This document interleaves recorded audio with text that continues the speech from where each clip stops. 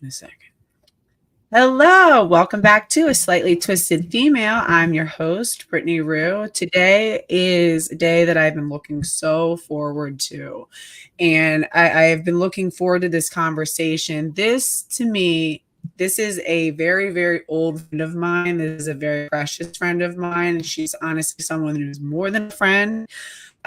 This is somebody who's woven into the story of my life and has been with me through, different iterations of my life. And I am so grateful to still have this connection and to, that we're communicating. And so I would like to welcome Abby, traditional midwife, who I came up in when I was in birth work, when I was getting started out in my own midwifery journey, and we've done births together. She caught my last baby, my daughter. She was there for that.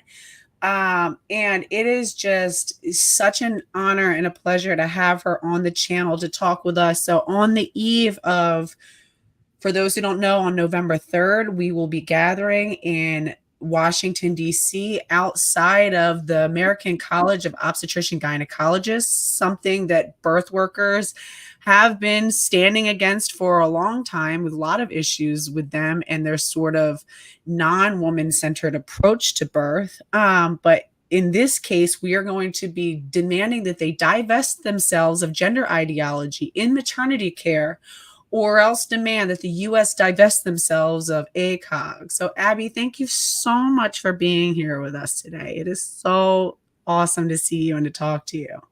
I'm super honored. Thanks for having me. So, why don't you tell us a little bit about what do you do? What is a traditional midwife? What is the role that you serve in women's lives? And what is the difference between a traditional midwife and an obstetrician? And, why is woman-centered care important? And what is a woman-centered care model? So traditional midwifery is as old as people. We wouldn't have survived as a human race if traditional midwives weren't here delivering babies in our communities for so long. And traditional midwifery is so different from obstetrics. A lot of obstetric knowledge was stolen from our elder midwives as hospitals became popular a couple 100 years ago. Traditional midwifery is about honoring the design of the woman's body, the design of the baby's body, the safety mechanisms that the body has. We again wouldn't have survived as a human race if human women couldn't give birth. So midwifery is about honoring and caring for the pregnant woman and her family, and her family as a unit, really matters in this care, in a really traditional and really natural sense. So it's, we listen to babies, we touch bellies, we feel their positions. Midwifery care is about honoring the processes, and we can offer people safe care at home throughout their pregnancy, their postpartum period, through their birth, simply by paying attention to the body, caring for it in a way that we've done for thousands of years.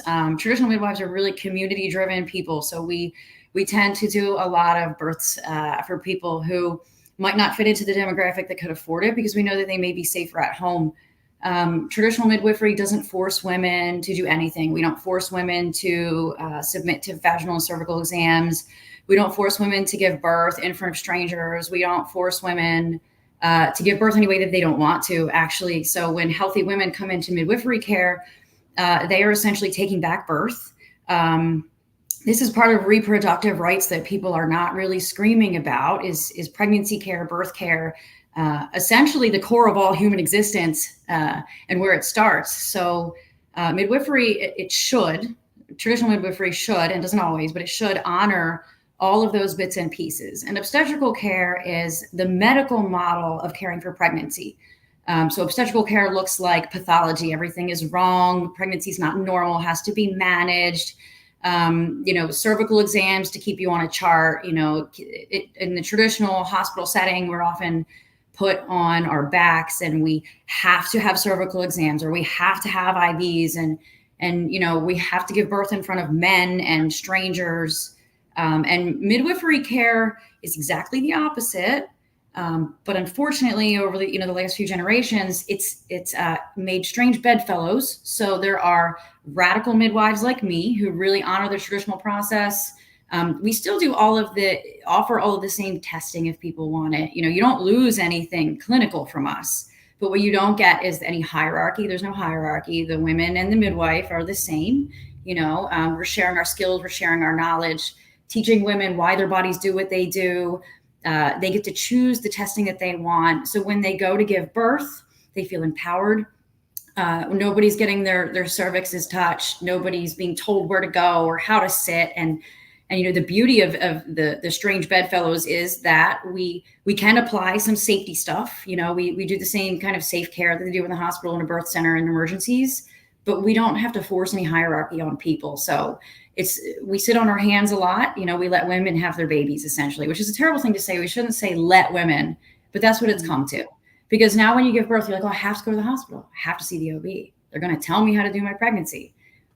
My goal as a traditional midwife, and what I think it should be, and it's not anymore with everybody, is that women are the shot callers. We only see healthy people. So it's not like we're seeing women with, serious illness. Those women can't safely give birth at home. That those people belong in the hospital, but overall women's bodies and women birthing should be at home with midwives. And we know that, just really quickly, just touch on our stats. We know that the US has a horrible maternal death rate. We know that first-time C-sections are through the roof and should not be. We hear about abuses and messed up situations in the hospital system every single day. And it's because of the control. It's because of the inductions. It's because of putting your hands in people. It's because forcing people to fit into a timeline and a block, because the hospital is a business. It's a really smartly run business. So traditional midwives try to erase that model. We start with a baseline of community standards, which would be healthy people come into our practice. We offer them all the same testing. They have the option of doing all the testing. We walk through pregnancy together. Our appointments are an hour long. We talk about your body, your diet, your sleep, the warning signs that your body will give you as a human woman when something is wrong. Women's intuition in pregnancy is nuts if you leave them alone.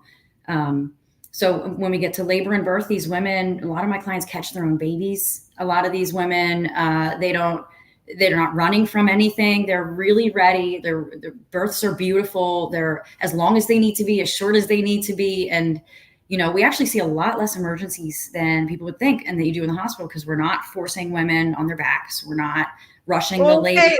Wait, Abby. So I thought, what I've seen when I'm watching movies, I see women having their bag of waters explode and everyone's screaming and flipping out and racing. The dad has to sit there and blow through a bunch of red lights. I mean, I thought birth was this big emergency. They're rushing the woman in and you got to get her, hooked up on monitors. And what do you mean that, we can allow women to move through their birth? I thought women need to have constant, nonstop monitoring. And, if it's not for these OBs, a lot of these babies would die and women would die. What are you talking about? Yeah. And that's honestly, I love that. I love that coming from you, because we've seen some awesome births and we've seen some hard births, So we wouldn't have survived as a human race. Honestly, we wouldn't have, if we needed all of that stuff, right? And the way that can you talk a little bit about like the cascade of interventions too? Yeah. Like, how is that, so what is a normal birth? And, is normal birth possible in a hospital setting? And, why does it seem that so many women need C-sections? I mean, aren't all these babies' lives being saved? Thank God that the OB was there to cut the baby out, because otherwise the baby would have died, right? Isn't that how it got? Yeah. Isn't that the truth? Well, I think the cascade starts actually when you've become pregnant and you pick a path, because our brains, our mammal brains, our woman mammal brains have hormonal changes and neurological changes and connections that happen from the beginning to the end of pregnancy, right? The first changes that happen are when you hand your care over to somebody else. Automatically shuts down your intuition. You have less an inclination to know things, to do things, to feel things. And you just say, whether it's out loud or inside you, they're just going to tell me how it goes. Right. So I think the first intervention starts right there, the cascade, because Such a it good. shuts our intuition down completely.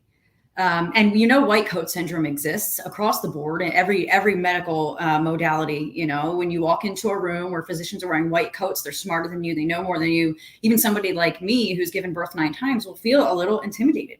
You know Oh, what I mean? So absolutely. right there is where the cascade starts. And then after that, it's a continual throughout all of your appointments. And anybody who's seen an obstetrician knows they're quick, you're told, and you just do. There's no discussions. There's no, well, I would like this. And there's no real evidence review. You're just told. So that in itself is an intervention, because our mammal brains don't work that way. You can't force a horse to give birth or a cat to give birth surrounded by people. We are still mammals, the functioning brain. So it affects the pregnancy from that moment, from those decisions on, I right? always It's talk almost about. like you switch something off when you Yeah. take that path. It's also like the uterine reflex. We know that deer, for example, and I've told this story on this channel, if you and I were walking and talking in the woods and we came across a laboring deer, there's literally a reflex of the deer, even if the fetus is beginning to expel and they're in second stage of labor, that mother can actually retract that baby back inside of her body, give her time to get out of there. So we know that other strange people coming up onto you in birth will not only stop labor, but it'll make progress go backwards. It does. It does. So then when you have to think too, when you're supposed to start labor, your brain makes all these changes, these hormonal chemical changes, and then you decide that you need to go somewhere, it switches it off again. And you're in this other state of being it's not primal. Your neocortex should be shut off when we're in labor. That's how we feel less pain. That's how we get into labor land. That's how the hormones flow well. And then the intervention, when you go into labor and you decide you have to go to the hospital, starts there again. You just turn off your primal brain and you put on your thinking brain, and those hormones aren't going to work right. So then you get to the hospital and you have the bright lights. You have the strangers, you have the tone of the hospital, which is pregnancy isn't safe, labor isn't safe, all of those things. Imagine putting that all on a laboring animal. We're still mammals, we still function this way. So when you get to the hospital, labor slows down immediately. Down the hall, you have people who are literally, fighting for their lives. You have an oncological unit down the hall. You have people with cancer. You're surrounded by people with illness. And birth is that unique thing where we're going to a place that you go when you get sick or you're in some sort of medical emergency. But birth is not a medical emergency. It changes the way your body perceives the situation, which we all know any kind of stress hormones affect you anywhere in your life, right? So right there is a massive cascade of intervention. And then you're with people who are telling you, you have to do it this way. We're not going to listen to you and what your body's telling us. You have to be on the bed. No, we have to put our hands inside you to see your cervix. No, you have to have an IV full of fluids. Everything about it says this isn't safe. Your body is going to react in a stressful way that isn't safe. So your labor is either going to slow down because, again, your cervix is a sphincter. It's like going to the bathroom. People have made this analogy for so long. Like you can't go to the bathroom in front of people. It's kind of likens it to you can't give birth in front of people very easily. So, and then in the hospital, you get there, labor slows down. And I'll tell you, when you're in fight or flight, whether you know it or not, your pain is higher. You feel it more. Fear increases your pain. Honestly, cortisol blocks oxytocin. It does. So of course, oxytocin controls your contractions. Your beta endorphins are then not working properly because you're in fight or flight. You're not relaxed in a natural state. So the difference then at home would be like you never switch that part off of your brain. You just go right into a primal state of labor. You're continuing your normal process. You're eating and drinking. You're going about your house, your bathroom, your bed, your shower. You get none of that in the hospital. You have to ask permission to go to the bathroom. You have to be monitored and touched in ways when you say, ow, don't touch me. They say, I'm sorry, I have to. Right. None of this exists in home birth and doesn't have to unless we're in like a real emergency situation. Right. And then of course in the hospital, we're on a timeline, their time clock. And sometimes they'll say it's evidence-based, it's about infection, it's about baby being okay. I can tell you as a home birth midwife, that is absolutely not always true. There's always outliers because the human body doesn't fit into a box, right? But when you're on a clock, And then you have Pitocin, which is absolutely adversarial to the body and its oxytocin receptors. This cascade, literally, it's almost like sticking a stick in the spoke of somebody's bike. It flips everything in the wrong way, and then it has to reset itself. And you got to try to have a baby in a primal natural state while you're poking and doing and prodding and scared. And it doesn't work. And it's part of the reason our C-section rate is so high, because women will, they'll go into the hospital, have 3 or 4 or 5 or 6 to 8 cervical exams, which increases your risk of infection. And then, if they don't stick to that clock of dilated an hour every hour, a centimeter every hour, a centimeter every 2 hours, they will come in and say, you have to have Pitocin, which has a direct adversarial effect on your oxytocin receptors. It will flood them. It will ruin your baby's oxytocin receptors. That's a whole nother subject. But this cascade literally stops labors, which then leads to C-sections. Or, we know that an evidence-based birth website talks about continuous fetal monitoring. Here's an example where we do too much. You put the monitor on the baby's belly. Nobody has palpation skills. So nobody put their hands on the belly and said, here's the position, here's the heart, let's put it right here. They're going like this all over your belly. Right. And then you're moving, you're contracting, the baby's heart rate dips, and suddenly you're in an emergency that's not really an emergency. We actually see that in evidence that this continuous fetal monitoring gives us more red flags that aren't real, more C-sections that aren't necessary. And it's so all of literally every step of the way from the hospital, from getting there. When you get to the hospital, you'll triage, they'll give you a cervical exam, they'll put you on an IV, because they need to know where your cervix is in labor, which is silly. Then they put you in a room. You have to be checked periodically, if it's every hour, if it's every 2 hours. When it's time to push, they'll tell you, but we don't need that. We see women at home. They'll tell you. Can you imagine? And especially you have 10 centimeters. It's birth 9 times. Okay. So Abby, for the record, has 9 children. Okay. They all came out of me. No twins. Right. This pushed 9 children out. I've pushed 4 out. I can tell you, no one needs to tell you that you need to push. And I don't need to put my hands in there to know that you're ready to push a baby. It is out. It's such a feeling that just comes over your whole body, and you can't stop it if you try. It's like sneezing. Yeah, you can try to stop a sneeze, but you're still gonna do something. You might fuck up the sneeze, but the sneeze is still gonna happen in some way. Yeah. It's like women in a coma will still give birth, because pregnancy is a metabolic process. When it's over, it's over. The body says it's done and it pushes it out, which is just a side note, which is why the whole placenta's dying thing is kind of false. Pregnancy is a metabolic process. So when it is done and the body cannot sustain it anymore, it will cut it off and end it. That's why a woman doesn't have to be conscious to push a baby out. Everything in the hospital goes against the normal physiological process. So then, just as like a quick off topic, so the fact that we do know, like, there was a woman who was in like a long-term coma who ended up giving birth, and then they found out that it was one of the men. This another reason why we need female-only spaces. We don't need men taking care of these women alone. And a man, of course, raped her, got her pregnant. It was somebody who worked on the ward.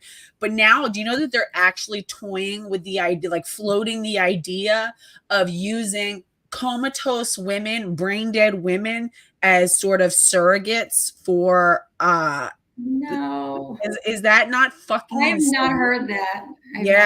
Yeah, there's like they're floating that as an idea of like, hey, maybe we can use these brain dead women to incubate these babies for, That's they can sign off beforehand the way you do, like if you like donate organs, but it's like, bro, what?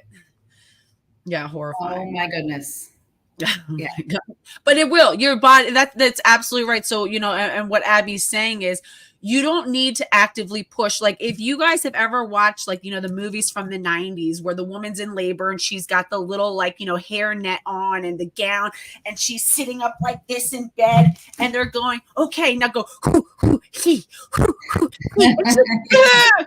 it's like, that's how you tear. That's how you stress the baby out. That's how you stress your body out. The uterus is an organ. It will continue to push the baby down, whether you're aiding and abetting it or not. You can literally breathe. We call it breathing your baby down. You can breathe the baby down, let your body do the work. And it takes time, though. You've got to give it reflex. It's an actual reflex. We eject the baby. It's called the fetal ejection reflex. And everything about it is control, though. Everything in the hospital is it's about male-centered control. Most of our OBs are men, and I don't care if now we have female. Great, that's freaking fantastic. But you know who taught them was men, who taught them that the only way women give birth is with supervision. The only way women give birth is if we check their cervix, and we have to intervene all the time. An interesting thing that is happening now, though, evolutionarily, is that we're doing so many C-sections that some scientists think pretty soon we won't be able to have babies vaginally. No. Because if you're just cutting all these babies out, you're all, and as much as it, like we, of course, we don't want to lose babies ever, but on an evolutionary basis, right? Babies that are too big to be here, too big to come out, are now cut out. Babies, right. and a lot of these babies are from unhealthy people, right? We live in an unhealthy country that there's a huge majority of obese people, a huge majority of people with comorbidities and other issues. We are C-sectioning all these people. All these babies typically are going have glucose issues. Yeah. And are from mothers with serious blood sugar problems. Yeah. That's a huge majority of our population. So we are C-sectioning all these people who genetically are making babies that are bigger and unhealthier. Their own oxytocin receptors are messed up because of all the Pitocin that we use just generationally now. They are literally creating families that can't have babies naturally anymor. Just on an evolution. We know the C-section actually predisposes babies to obesity when the gut is not properly colonized. You know, you have to understand that babies are born with a sterile gut, and so much of what colonizes them is going through the vaginal canal, and also breastfeeding too. So there's so many.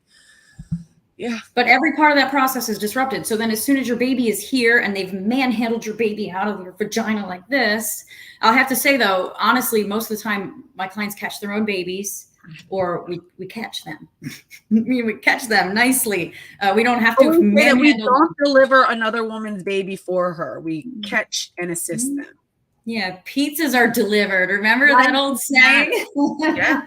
And this is even just, later we're going to segue into, the sort of like gender ideology and sort of, what Abby's experience is with it. But even just from that point, language matters. When you tell a mother that you are delivering her baby, you're removing that agency from her. You're taking something that she does with her body and you're making it your accomplishment. I delivered this woman's baby. No, you didn't. The fuck you did not.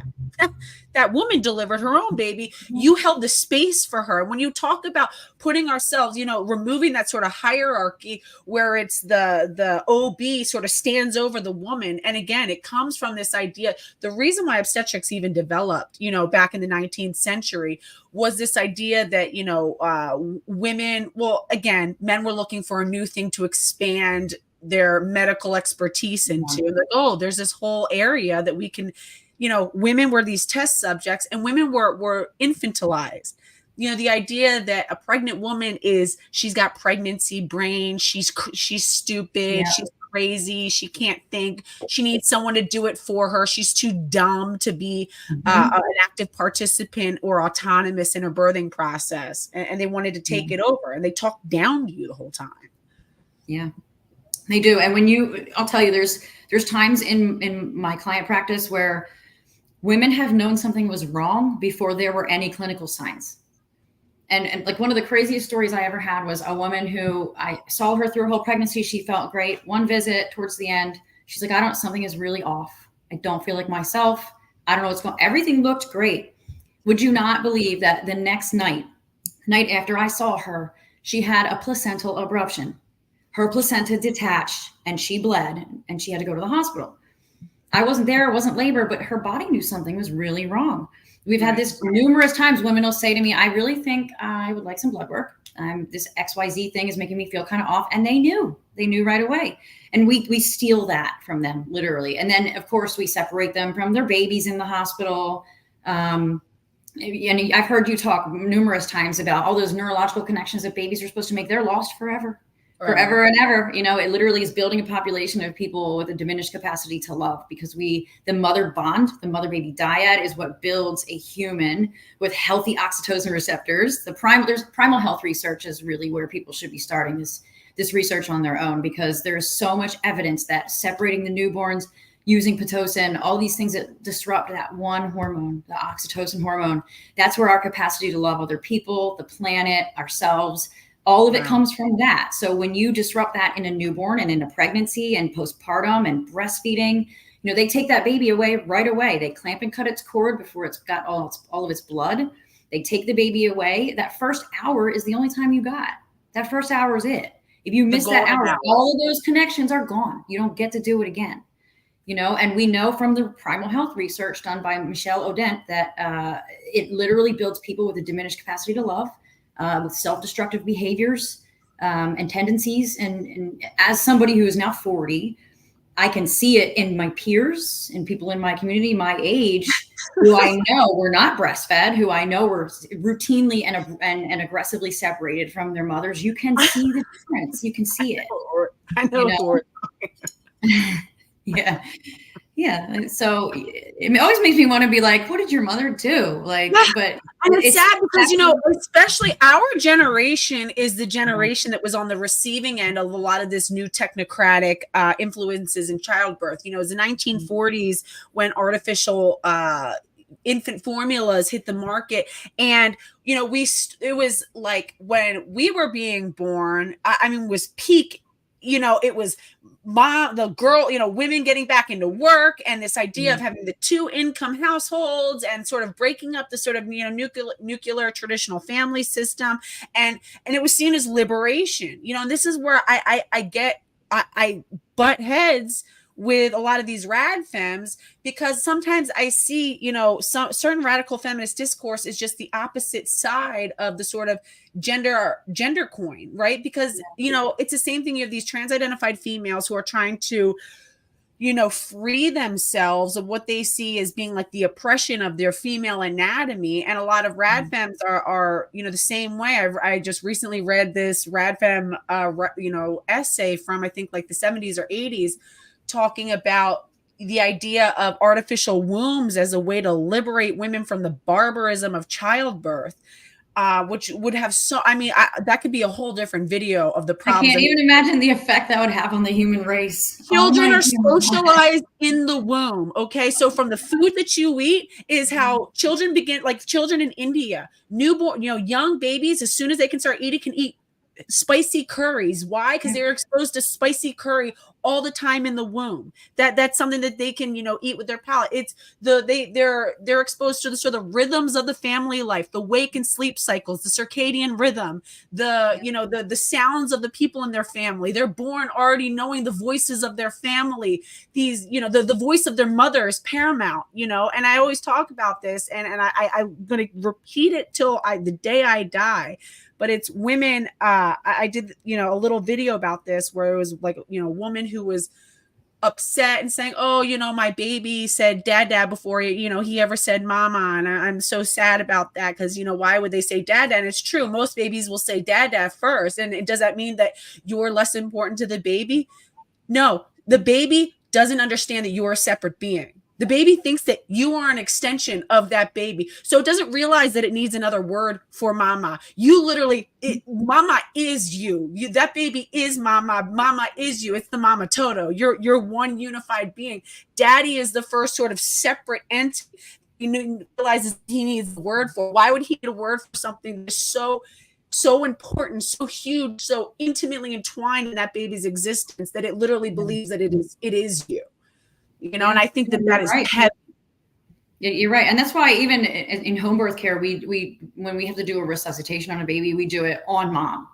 We don't take the baby away. We don't rush the baby away. Mom is holding, mom is talking to baby.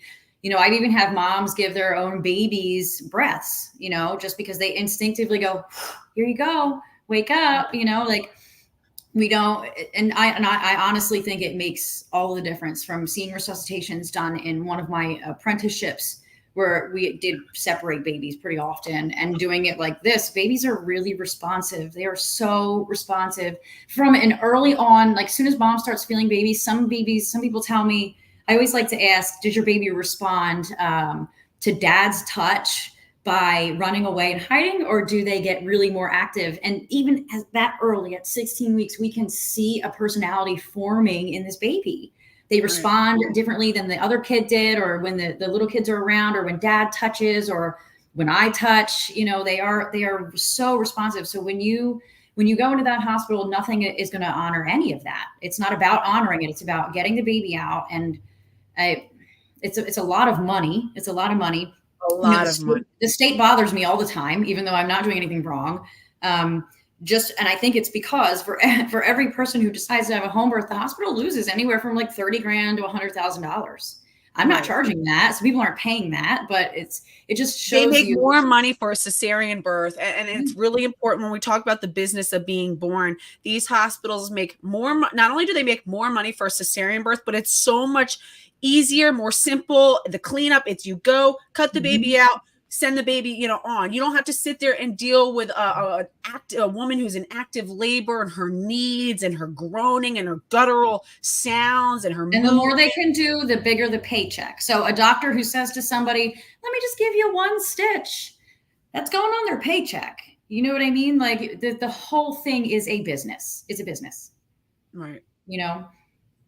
So let's see. So says allopathy removed the power of ancient healing practices from women who held domain over medicine, charges them for access to that knowledge, and has been ruining generations for over a century. Absolutely. Yeah. So what part of what I really strive to do is not only to give all of this back to women, but I really want to teach other people how to do this, because midwifery state to state is different. So licensure laws are different. And in where I am, in PA, where we're at, I mean, we have like this weird missing piece of a law that doesn't apply to us right now. So we can practice very autonomously, very freely. And we're going to lose all of this knowledge if people are not actively talking about it, actively teaching it. They literally did away with all the granny midwives in Florida. They did it in Hawaii. It just, New York above my neck, right next door to me is hostile. New Jersey right next door to me is hostile. They're felony states. If I go over Delaware is a felony state. Yeah. If I go over there and deliver somebody's baby, so to speak, I will go to jail for a felony. It is very serious. It's very serious. And when we're talking about, and this is why when, I talk about mothers' rights and saying, well, what sort of rights? This is what we're talking about.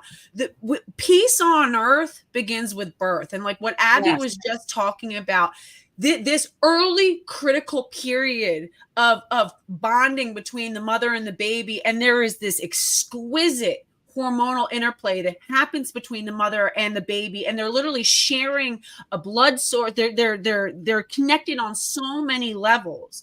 And when that's interfered with, when that's ripped away, when profit motive is prioritized, when fear of a litigious, aggressive environment interferes with that, when women are ripped out of their nest, how many animals do you know birth anywhere but the nest that they've built in preparation? Right? Yeah. It's serious. We need to fight for this. We need to make sure that women have access to this. If I was forced to birth in a hospital, you got me fucked up. I'm going to be birthing in jail because no. Well, I mean, advocating is one of where my heart's work. And I actually am at the point now where there's one hospital, a really big hospital here, that will not let me go see my clients that have transferred without security. And it's just from trying to advocate for people. That's literally just from saying, no, you can take a picture of your chart on that screen. No, you can demand this from them. And they hate it. They absolutely hate it. And it's not every individual person, but they're all taught the same. They're all taught the same, that birth isn't normal, that women can't be trusted. That's a big one. So when a woman says, no, I don't want the HIV test, I've been with my husband for 20 years. You know what they say? You don't know that he hasn't slept with anybody else. We don't believe women. People go into the hospital and they'll say, I am in labor. Well, no, you're not. You're not yet. You can't be in labor. Look at how easy this is for you right now. You're not dilated, but let me stick my hands inside you. I'll tell you if you are. The hospital setting already is it's very controlled, so women in labor, you literally feel like a baby. You have to ask permission to go to the bathroom, permission to hold your baby. You literally have to tell them, no, you can't do those things. And they'll send in 5 or 6 different people at different times to try to convince you otherwise. Ask them to show you the vitamin K shot. What this does to mothers to get them started in motherhood from from a position of like submission, of being, Yep. I That's don't exactly know what it what's is. best for my baby, Yep. and Abby and I were just talking for like 2 hours before this, and we were talking about, how this sort of start allows us to then progress into things like gender ideology, where people feel so disconnected from their bodies, and parents feel so disconnected from the needs of their children that they're going along with something that they should know intuitively is completely wrong and dangerous. And it's starting off mothers with the idea that you're too hormonal to know what's best. Your body was not made properly. You not only are you not able to birth your baby without, extensive help and technocratic intervention, but you can't be trusted to make proper decisions. You need to ask permission, and they get you started from a position where, like Abby is saying, you have to wear this stupid gown that opens, in the back, and it's uncomfortable, and you're all. But people don't know you don't actually have to. You just tell them no. You don't have to. You don't have to. But they don't make it easy. If you tell them no, they will absolutely say have to, protocol, all these things. And really, I think anybody who decides to have their baby in the hospital should really learn about what their rights are in the hospital, or just don't go to a place where you have to be fighting. If you're healthy and low risk, find a home birth midwife who will let you have your baby your way, because there are some crappy midwives out there who really are so hung up on maintaining. So like traditional midwifery isn't meant to look like obstetrics, but a lot of them want to look and feel like a doctor. Right. They want the attention, they want the prestige, they want, it draws a lot of ego driven people into this field. So talk about the difference between, like, for example, the different types of midwives, right? Because aren't anybody who has the word midwife in their name, I mean, it must all be the same, right? Is the difference between like a certified nurse midwife versus a certified professional midwife, or a traditional midwife like you? You want to talk about those differences? So a nurse midwife, they're legally allowed to deliver babies in all 50 states, and they're affiliated with hospitals. They work under the insurance companies. They are taught midwifery skills in an obstetrical setting. So they are not OBs, but they're not the same as traditional midwives. They still often, and I haven't met one who doesn't. They still mostly subscribe to vaginal exams, all of the testing. It's all very clinical and very obstetric based, but you're getting, a woman who's a little bit more honoring in terms of, I don't even know how to classify them. So like nurse midwives in the hospital, they'll be a little gentler. They might push for you to have a natural birth a little harder than your OB would. It's a little more woman centered, they call it, but your appointments. These sweets, these birthing, I think it's so much of it is just to appease people. Yes. Ever since we had the 60s and Ina May Gaskin, who sort of reignited the traditional midwife. I mean, it was all but extinct, and she sort of resurrected the movement of, the reason why I named this stream Spiritual Midwifery. There was a woman named Ina May Gaskin who is, really a granny midwife. She ended up, really teaching and bringing back the principles of midwifery. She wrote a book called Spiritual Midwifery, and she's considered like the grandmother of the American midwifery movement. And, what was I talking about? Certified nurse midwives, and how they really were just created to appease this generation of people who were like, this man-centered obstetrical care doesn't freaking work for me. So they're nurses, and they're treated like nurses by the people above them. I'm not saying they're not in control. They're still the hierarchy, and it's really, if anything, it's to save money for the hospital and save space, because then it's like, well, we don't have to pay the nurse as much, and then she can deal with sort of laboring women, and it's to give the appearance that now these hospitals are taking a more woman-centered approach. But it's still business as usual. It's not any different when it comes down to the nitty gritty stuff. So when it comes down to like not doing vaginal exams, allowing your placenta to come naturally, not disrupting the first hour, they're not going to adhere to that because they have hospital rules to follow. So nurse midwifery is kind of a ruse. It's weird for me. I respect the women who put all of this educational time into this, but it really doesn't offer anything in terms of midwifery care. It could, because they adhere, and they have to adhere to the same obstetrical standards. You don't have a choice, even if you see a CNM. You don't have a choice. So then we have CPMs, which is a certified professional midwife. Usually these midwives are apprenticeship trained and they go to school. This is the only accrediting body for midwives that works nationwide. And I don't mean works as in they recognize it everywhere, but it's the only, it's the NARM, and the CPM credential is the only recognized credential that most states recognize in some way or another. And then, so some states have decided to take that CPM and allow it to be licensed or controlled by the state. So for example, New York will license an out-of-hospital midwife who's not a nurse, who is a CPM, but has followed their licensure rules. So that means no breaches at home, no twins at, I don't know what their rules are specifically, very strict, which of course we know makes midwives act differently. They get scared, they don't want to lose their license, etc. So the CPM in New Jersey, I know that Medicaid covers lay midwives, CPMs in New Jersey, which on the one hand is a great thing because it would increase access.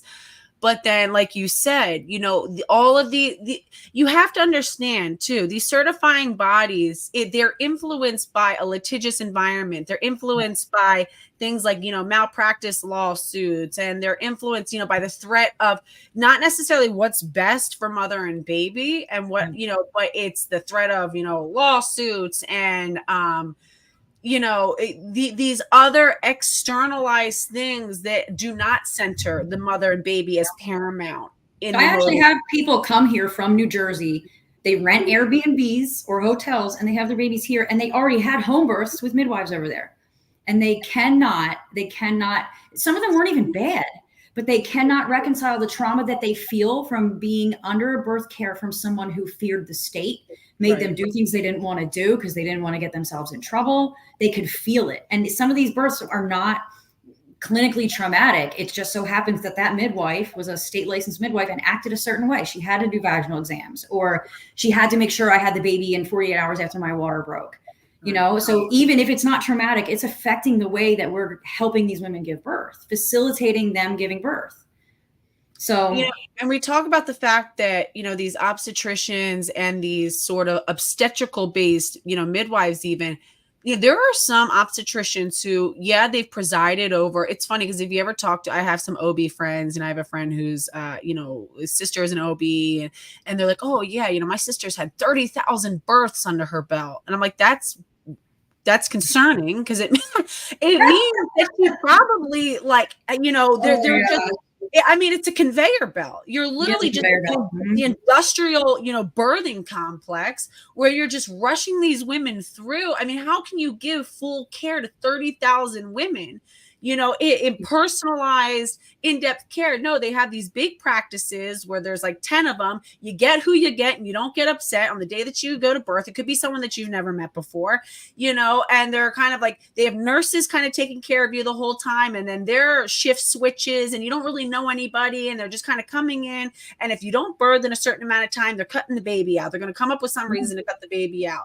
And it's sort of like, and Abby and I were just saying, 30,000 births and you still have never seen not one normal physiological. I was actually in a hospital birth for a friend who could not have a home birth, and she wanted to do a natural third stage. And I listened to the resident and the nurses say, what do we do if the placenta doesn't come out? Third stage, as you know, is when the placenta comes out. And these people literally, I laughed. They're like, wow, wait, you mean just let it happen on it? So not rip it off the fucking, without pit, without traction. Yeah, we were just going to wait for the placenta. And they were like, what happens if it doesn't come out? It boggles their mind. They're like, oh, wow. They think that we're witches. No, they think that we practice witchcraft and do all these weird things. And it's like hoop skirts and candles, but it's not. Like, we have the same safety protocols they do in a birth center. I'm not going to really divulge that because of the weird legalities in our state and how we have to do things here, but you're not taking anything away from safety here. Like, we bring the same stuff you have at a birth center to your house. Everybody is trained in neonatal resuscitation. It keeps their NRP up to date. And I'll tell you, home birth is not exclusive of emergencies. Emergencies still happen at home. It's not like we don't see them. It's not like we're not used to them. Every midwife has had shoulder dystocias and big bleeds and babies that don't breathe and things like that. And we all have the muscle memory. So we're really not, you're not losing a lot in terms of clinical care when you choose to go with a midwife and safety. those are all still there. We just don't steal anything from you. We don't steal any of your honor, any of your process, any of your rights. You know, everything literally belongs to you. I don't even touch somebody's belly when I feel their baby without asking. I put my hands like this and I say, can I touch now? Is that okay with you? You know, there is nothing that shouldn't be 100% belonging to this woman. It's a collaborative arrangement is what midwifery care should be. So, and that sucks because people don't understand is that, you know, when they're thinking of emergencies, people think that emergencies all of a sudden shit just hits the fan. It'll be like, oh, everything's going perfectly. And then all of a sudden shit hits the fan. And then it's like, you know, oh my God, time is of the essence and everybody's about to die. Like, no, that's not how it happens. Like, if you actually are, see, the difference between, you know, midwife and you know, an OB is OBs pathologize childbirth, whereas midwives are experts in normal, and we are such experts in normal that as soon as something becomes abnormal, it's very easy to recognize and to follow through, and you can track it as it's happening, and you can see, you know, you can be like, okay, we can do this sort of intervention, which again, these are not the sort of interventions of, like, you know, the sort of intense interventions of the hospital, but can we get this back on track? Can we get this back on track? Give it time, give it, and have, and most of the time, giving things time and, you know, taking some of these, you know, lower level interventions solves the problem. And when it doesn't, there's enough time to transfer. It's you can identify these things early on. It's not like, oh, we're all going to die in the next 2 seconds. No, you know? and it's not. And people, that's what I think people need to learn a little bit more about normal birth for that reason, because when you go into something with no idea of what scary stuff looks like, people will say, well, what about emergencies? And I have to be like, well, what do you mean? What emergencies? Like, we have to really break these down for people, because they hear the word hemorrhage and they think death. They hear the word resuscitation and they think death. They hear the word midwife and they think we don't do anything. Ignorant, you know what I mean? dirty, incompetent. And you know, you have to understand, the same way that there was a concerted effort to propagandize, for example, the suffragettes, right? The women who fought for our right to vote. And if you look at a lot of that old propaganda, it's showing the women as these like ugly, disgusting sort of crones who are, you know, dirty and ignorant and have, you know, these evil intentions, almost magical.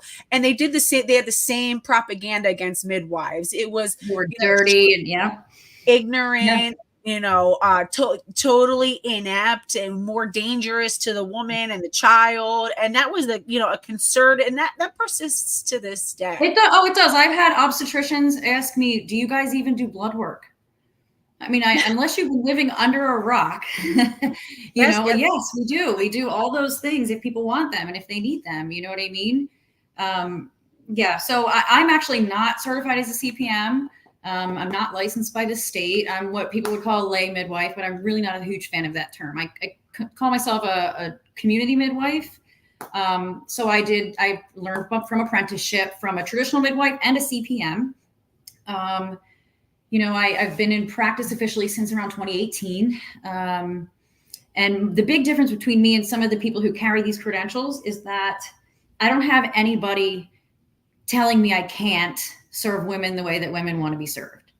So, you know, for example, breech deliveries, twins, if they're inside a midwife's scope and she is confident and comfortable doing them, we shouldn't have a body or an agency telling us that women can't choose that. It's legal for women to have babies alone in every state, right? Every single state, you can have an unassisted birth, but you cannot with twins or with a breech or after a C-section have babies with a midwife in some of these states. Right. You know, women, I've heard stories of women traveling hours and hours and hours just to get their VBAC after one C-section at a hospital that's friendly. And what's the VBAC for those who don't know? A vaginal birth after cesarean. Right. Yeah. Right. And it's hard because all of the evidence we have too, when people are like, oh, well, the evidence says your baby will die from this or will die from that. All the evidence is also obstetrical. Right. All the evidence is based on situations where they had their hands inside people, where women were strapped to the beds, where they were all put on a timeline. We don't have any great research on normal birth. Well, also the type of women who choose midwifery care and who want to be autonomous in childbirth are also the, who want to be, active participants in the pregnancy and birthing of their babies, are also the type of women who take who are assertive and who take charge of their own health to begin with. A lot of the problems that we see in childbirth also have to do with women who are in very poor health and poor condition, and who are not taking charge on caring for their bodies in the first place. Yeah. Unfortunately, that's the majority of the demographic that they see in an obstetrical setting, which kind of makes sense as to why everybody has to fit in a kind of a box, right? You can't individualize care if your demographic is so broad of healthy to sick, and the majority of them are probably unhealthy. We live in a place where there's fast food restaurants on every single corner, so we can't even apply the research we have now to home birth care because it just doesn't fit. Apples to oranges. You know what I mean? Where some of the stuff that we've seen at home when we don't do stuff to people is absolutely wild. We had one woman whose water broke around 36 weeks, leaking. We're waiting for contractions. Contractions don't start. This is all consent-based. So she has all the information she needs. We go over infection protocol. She's doing infection monitoring. Wouldn't you know, this water sealed back up around 2 weeks after it broke, and broke again when she was in labor. Right.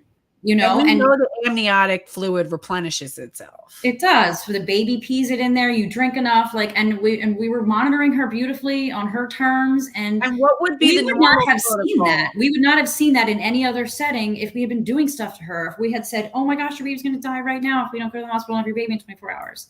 So why doesn't Pitocin, right? So, and we're talking about, the sort of cascade of interventions. And the idea is that when you start with one intervention, you have to understand, pregnancy and childbirth and the birthing process is such a beautifully and intricately orchestrated phenomenon, and it's sort of like a Jenga tower. If you remove one of those blocks, you're going to offset it. You remove another, you're going to offset it even more. You remove another, the whole thing's going to end up falling apart, and everything's going to start to spiral out of whack, right? So for example, like an AROM, an artificial rupture of the membranes. Well, that seems pretty harmless, right? You go up and you just get a little hook and you just nick the bag of waters and let the bag of waters, but now you're on a time clock, because again, they like to have the baby delivered after a certain period of time after the bag of waters.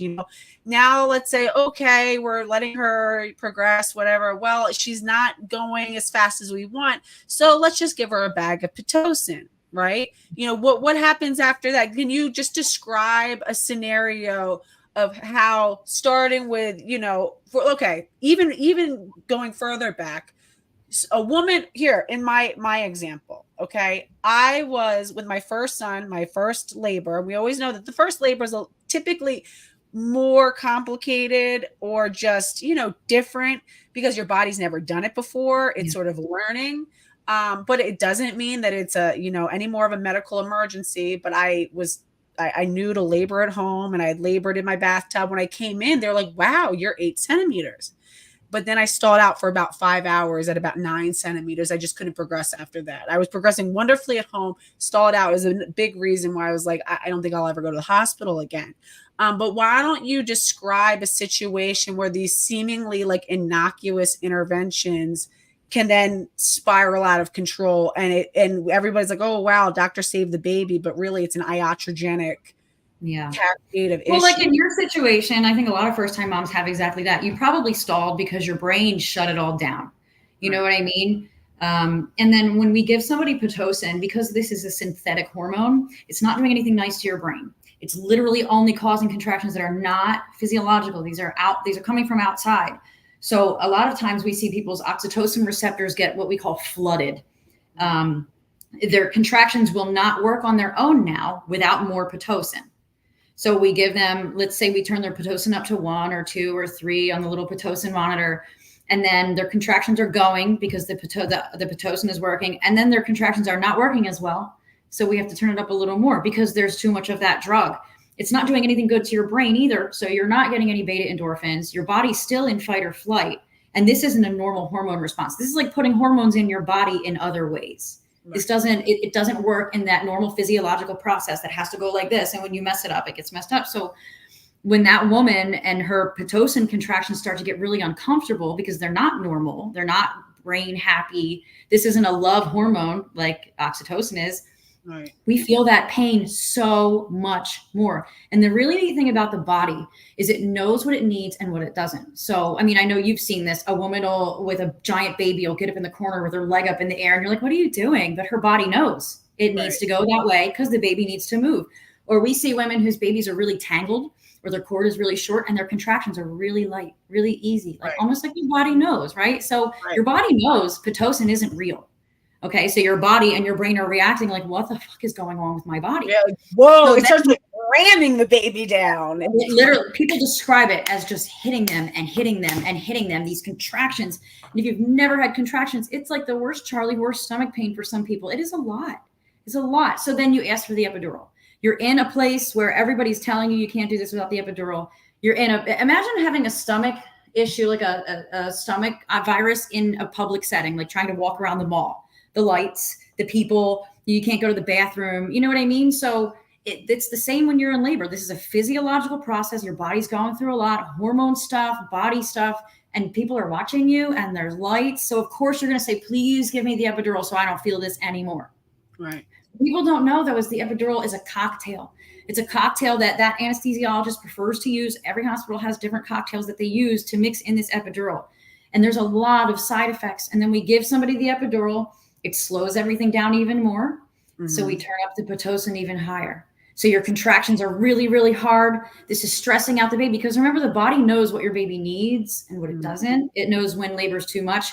We've seen labors that went on for 4 days. These are usually women with a lot of sexual trauma. We've seen labors that go on for 4 days and they will ebb and flow because the body knows I need to rest right now. I need to eat right now. And these women have beautiful labors, even though they're very long, because we let their bodies do what they're supposed to. So when you have the Pitocin turned up and the epidural turned up and they feel nothing good going on up here, no positive hormonal changes, it's just like a machine. And then, of course, because some people it'll work fine. You know, my first 4 babies I had in the hospital, I had PIT, I had epidurals, I had them, and it was fine. It sucked. You know, I do say that there are, and it is important to note, like sometimes an epidural can actually prevent a woman from having like a cesarean section, for example. Like say she's been in labor for 3 days, she's absolutely exhausted, hasn't been able to sleep. Sometimes a light epidural will give her the reprieve that she needs to be able to keep going without being without her body totally, you know. So these are tools, but the way that we're using them systematically and routinely is insane. But go ahead. Yeah. No, I mean, and then that's where we see that shift in the way people, the way your doctors perceive the situation. So if it doesn't just, baby doesn't just come out, you don't just get to 10, it doesn't work. Then they start to say things like, okay, well, if we haven't done it by XYZ, I think we need to have another discussion. And this is where they catch women because they'll use language like your baby could, your baby might, we should just.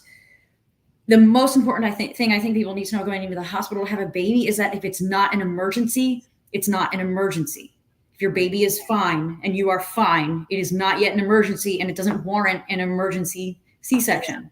Right. So that's what happens a lot of the time is it turns into what they deem as an emergency because and granted, they're not taught anything different. They only see these births. They only see the destruction that they cause, and they see a ton of hurt people and sick babies, and so their whole brain says labor's unsafe.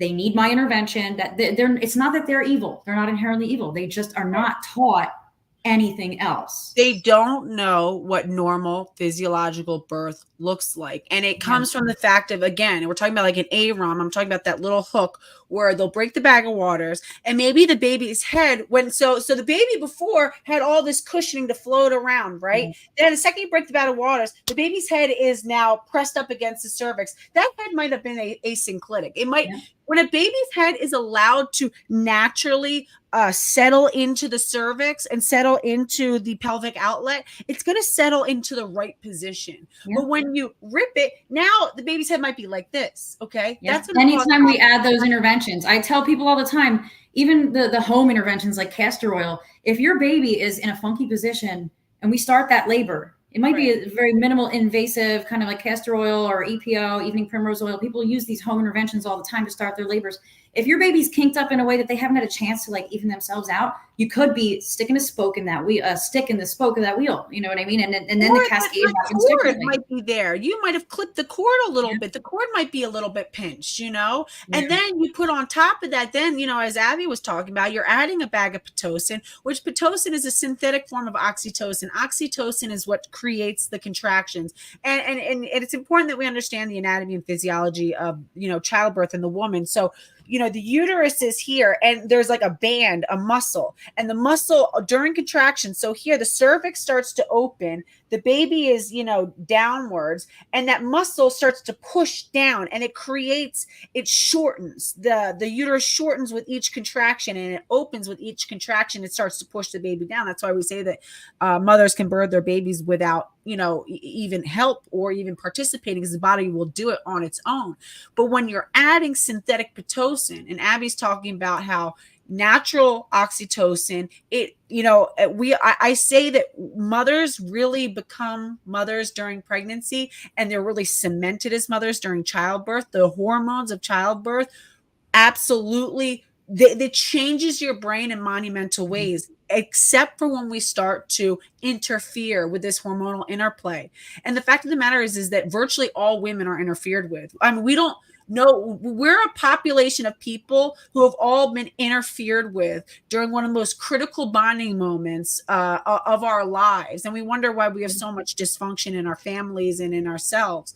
But you add Pitocin and that baby is getting rammed down, not in a natural way. And of course, and they're like, oh, baby's not liking this. Baby's showing some signs of problem on the continual fetal monitoring. Well, I think there's something going wrong. It's like, well, gee, you fucking think? Like, I wonder why that is. We call it pit to distress. Right? Absolutely. Because Pitocin often leads to distress of the baby, which then leads to a C-section. So. Yeah. Samantha Lang says, I hate when they invite new 20-year-old nurses to come in and just watch. It's humiliating, male or female. And a lot of times they won't ask because they don't have a consent model the way that midwives do. And they're like, oh, we have some new people coming in. And like Abby was saying, they already create such a vibe of the doctor's in charge and they stand over you that it's really hard. People always say, well, why don't you just tell the doctor no? Why don't you just stand up? That is a very hard thing to do psychologically when, again, you're in laboring and childbirth. That is a very vulnerable. That's why do you think laboring animals go and they spend months, weeks, whatever it is, creating a very private, protected space, a nest that is away from any danger? Because when you're in the height of laboring, you think that's the time you want to sit there and be arguing about your rights with some man who's telling you that your baby's going to die. They're going to call children and youth if you don't acquiesce, that your baby's going to be brain dead and all of this stuff. You think that's the time that women can really step up and say no to these guys? It's hard. No, I even think if I had to have a baby in the hospital, it would be hard for me. And I have no problem advocating outside of my own births. You know what I mean? It's almost impossible. It really is. It's frightening because I don't even know what our stats are right now for maternal death, but how many women have died from C-sections, from fluid embolisms, and from all these other things? And most of it is because of the interventions. And I know a lot of our birth workers will even say the intervention caused the emergency. But unfortunately, that is actually really the case in so many of these situations because we did stuff. We just did stuff we didn't have to do, And these doctors are like, oh, we saved your baby. We saved you. You saved the baby from a problem that you created. These are iatrogenic issues. Yeah. And so why don't you describe what a home birth looks like? Just describe what the care looks like into the day of labor. Why I gotta pee. So you talk to them.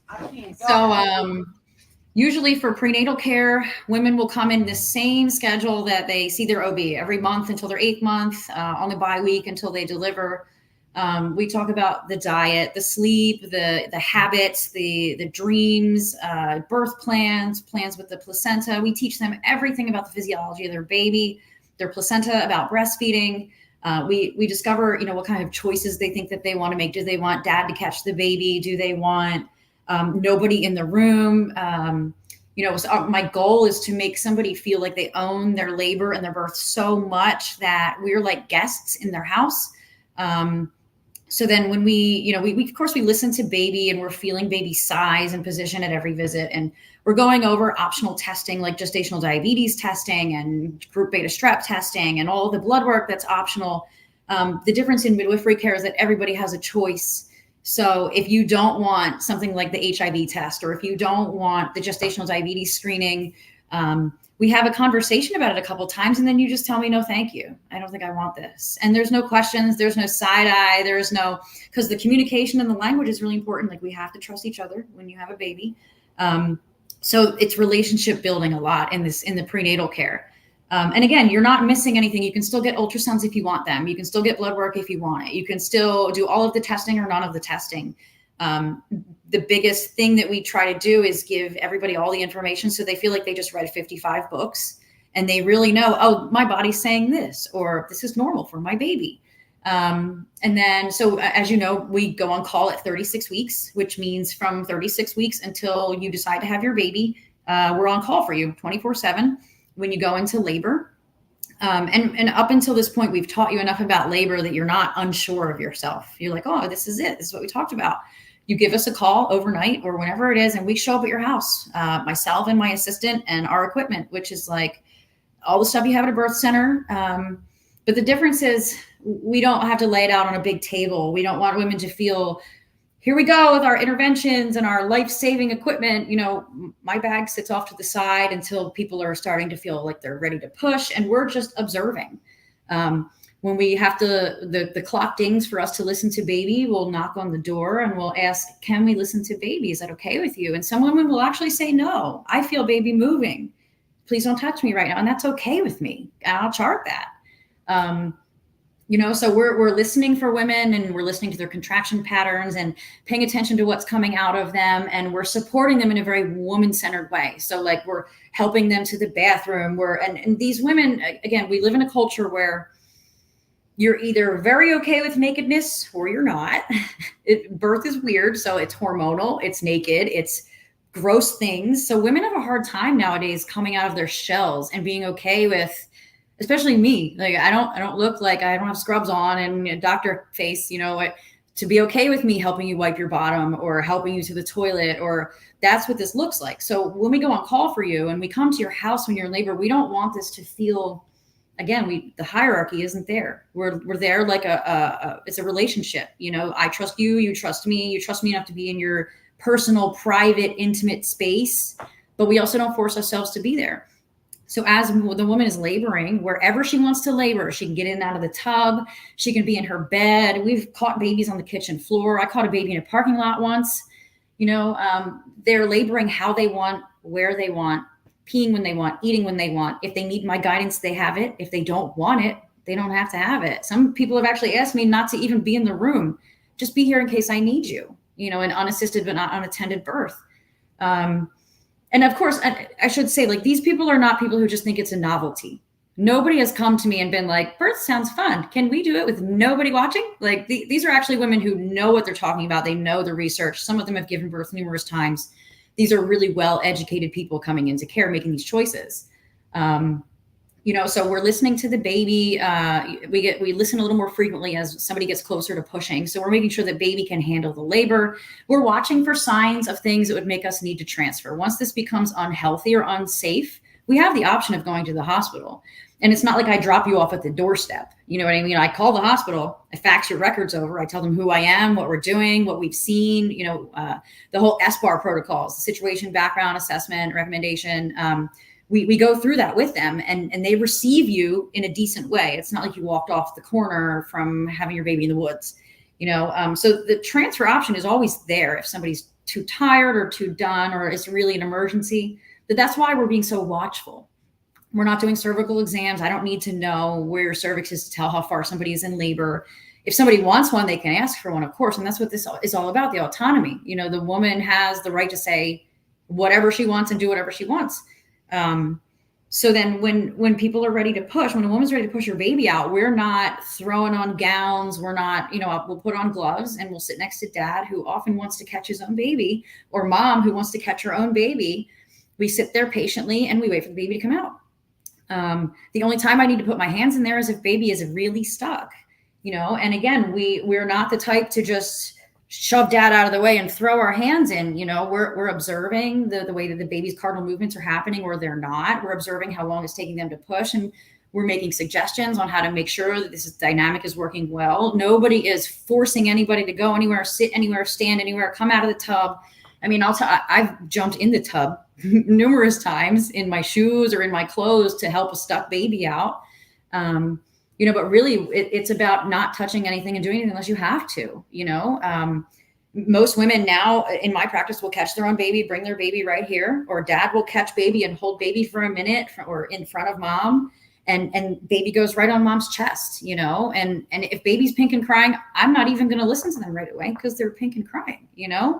I don't need to aggressively rub. I don't need to aggressively touch. I don't need to do any of that extra stuff, because mom and baby are going to biofeedback off each other. So mom is going to control heart rate, is going to help regulate babies. Mom's temp is going to help regulate babies. She's kissing and touching and smelling. So her olfactory system is saying, hey, placenta, it's time to come out. Hey, uterus, clamp down a little bit. So we don't want to disrupt any of that process. So my job is literally just to sit there and make observations that show me whether or not the situation is safe or it isn't. And when we've built this relationship with somebody and we trust each other, I trust them, they trust me. I don't have people that when I look at them and say, this makes me uncomfortable, I don't know if I can keep your baby safe at home here. I've never had anybody tell me, no, I'm staying home anyway. You know what I mean? It never looks like that. So the relationship building that we do in the prenatal care period is extremely important, extremely. So that when we get to birth, if you don't trust the person you have in your birth space, it's going to change the way your brain labors. It's going to change the dynamics of your labor, because you're automatically in a distrusting state. That's probably going to bring out all the fight or flight hormones. So people have to feel like we're sisters, mother, daughter, aunt. We have to feel connected. You know what I mean? And then, after baby is here, we don't clamp and cut the cord until the placenta is out. Baby gets all their blood, all their oxygen, all their stem cells. Once the placenta is out, mom and dad cut the cord. We stay for an hour to help people, a couple hours to help with breastfeeding. So we do newborn exams, just like you get in the hospital. So we're not taking away from their clinical stuff, their clinical needs and their safety. We have the same safety checklist as you do in the birth center. But everything is so client and mother focused that we do our newborn exams with the baby right next to mom's lap. Some women want to do the newborn exams themselves, and we do it together. We're all touching and feeling baby together, listening to baby together. So it's literally giving everything back, because this is a physiological process. We should know how to do it as women. We should be sharing this with our generations so that they know how to give birth. They know what's normal. One of the coolest things one of the coolest things I ever learned was how to stop bleeds with my hands. How to give fluids without IVs, this is going to be lost really soon if people don't get mad about this, like they are about all the other all the other reproductive rights and women's rights that everybody's screaming about, because this is really where it starts. This is literally where it starts. Well, and that's why I get a little bit frustrated, because it's like it's seen as such a pro-woman position to protect, women's rights to ending their pregnancies, which, I do, hold space for. And, I've done abortion care, when I was a midwife. I've done late-term abortion care for a woman whose baby was very severely deformed and was clearly suffering. It was one of the most emotional births I ever attended. That was one that I did with Kate. And, we did healing ceremonies. I mean, we really held the space and can acknowledge that it was, still a tragedy, but it was, something that was right for that woman to not have to continue that birth all the way to birth, knowing that that baby would suffer and die within hours. And so, but it doesn't start and stop with abortion care, right? Reproductive autonomy and fighting for women, has to extend into birthing, and not just birthing, breastfeeding. I always talk about, a lot of women always talk about being uncomfortable with the idea of breastfeeding, because breasts have become this so sexualized, and to the point that they no longer are even seen for their true authentic purpose, biological purpose, which is to give babies the most optimal nourishment, that there are that there we can't even compare. And I just did this one video about a trans-identified male who is taking the Goldfarb protocol to, I guess, induce lactation in himself, and put this child who was just birthed by its mother. And again, I always talk about, every time you remove a feeding from a breastfeeding mother, you interfere with her ability to produce milk. And the first really 6 months or so, but 3 months especially, are so essential for building a milk supply for that mother. We know that we're in crisis levels of postpartum depression and postpartum psychosis, and that breastfeeding is a protectant factor in postpartum, breastfeeding psychosis. And when you have, so when you have bodies like the American College of Obstetrician Gynecologists, that already has such a sordid history of not of sort of separating out the woman as a spiritual whole with her body, and see women as a collection of body parts, and the women are just an annoying side piece to just their hurdle. The actual woman, the spiritual woman, is seen as like almost an obnoxious hurdle that these doctors have to get across and put up with, so that they can access, her body parts. And it's insane. And it's like, so when we have, ACOG, who are co-signing that these trans-identified males be able to participate in their sexual fetish by abusing newborn babies, by putting these babies to the breast, by taking on this transhumanist agenda of inducing lactation in themselves, saying that it's equally as good, even though they can barely get a few ounces out, if they're able how do we even know that milk is sufficient? Because I just have to plug my computer while we're talking. We can't even know that milk is sufficient, because we know that breastfeeding women's bodies will change the structure of their milk based on what their baby's needs are. Thank you. So if you live in a cold climate, you're going to have more fat in your milk. And if you live in a hot climate, or if you're sick, if you breastfeed tandem, one older kid, one younger kid, you're still going to make colostrum when your baby's like, your body actually knows.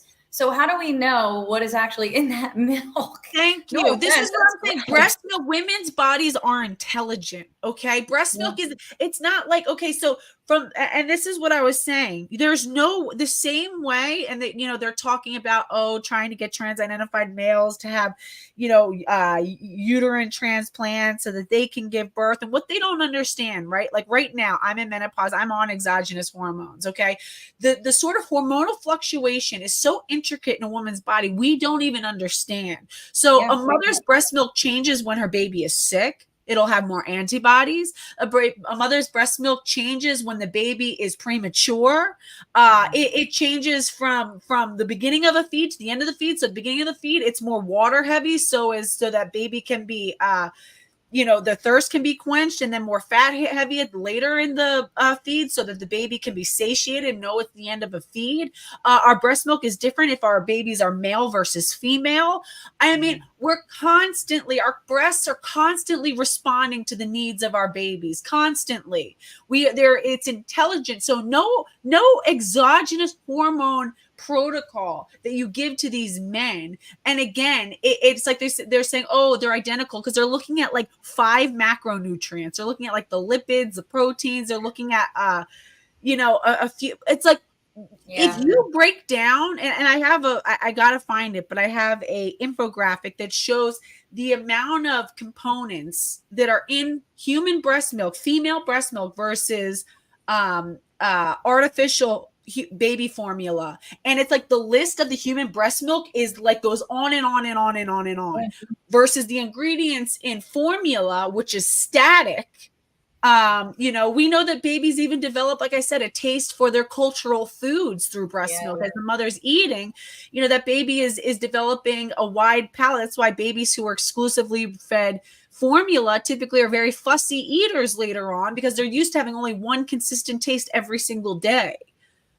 Yeah, that blows my mind, honestly. And we know it's medicine too. There's the NICU babies need breast milk. This is an actual medicine that they give NICU babies. So I can't see how they can justify that even being safe for a newborn.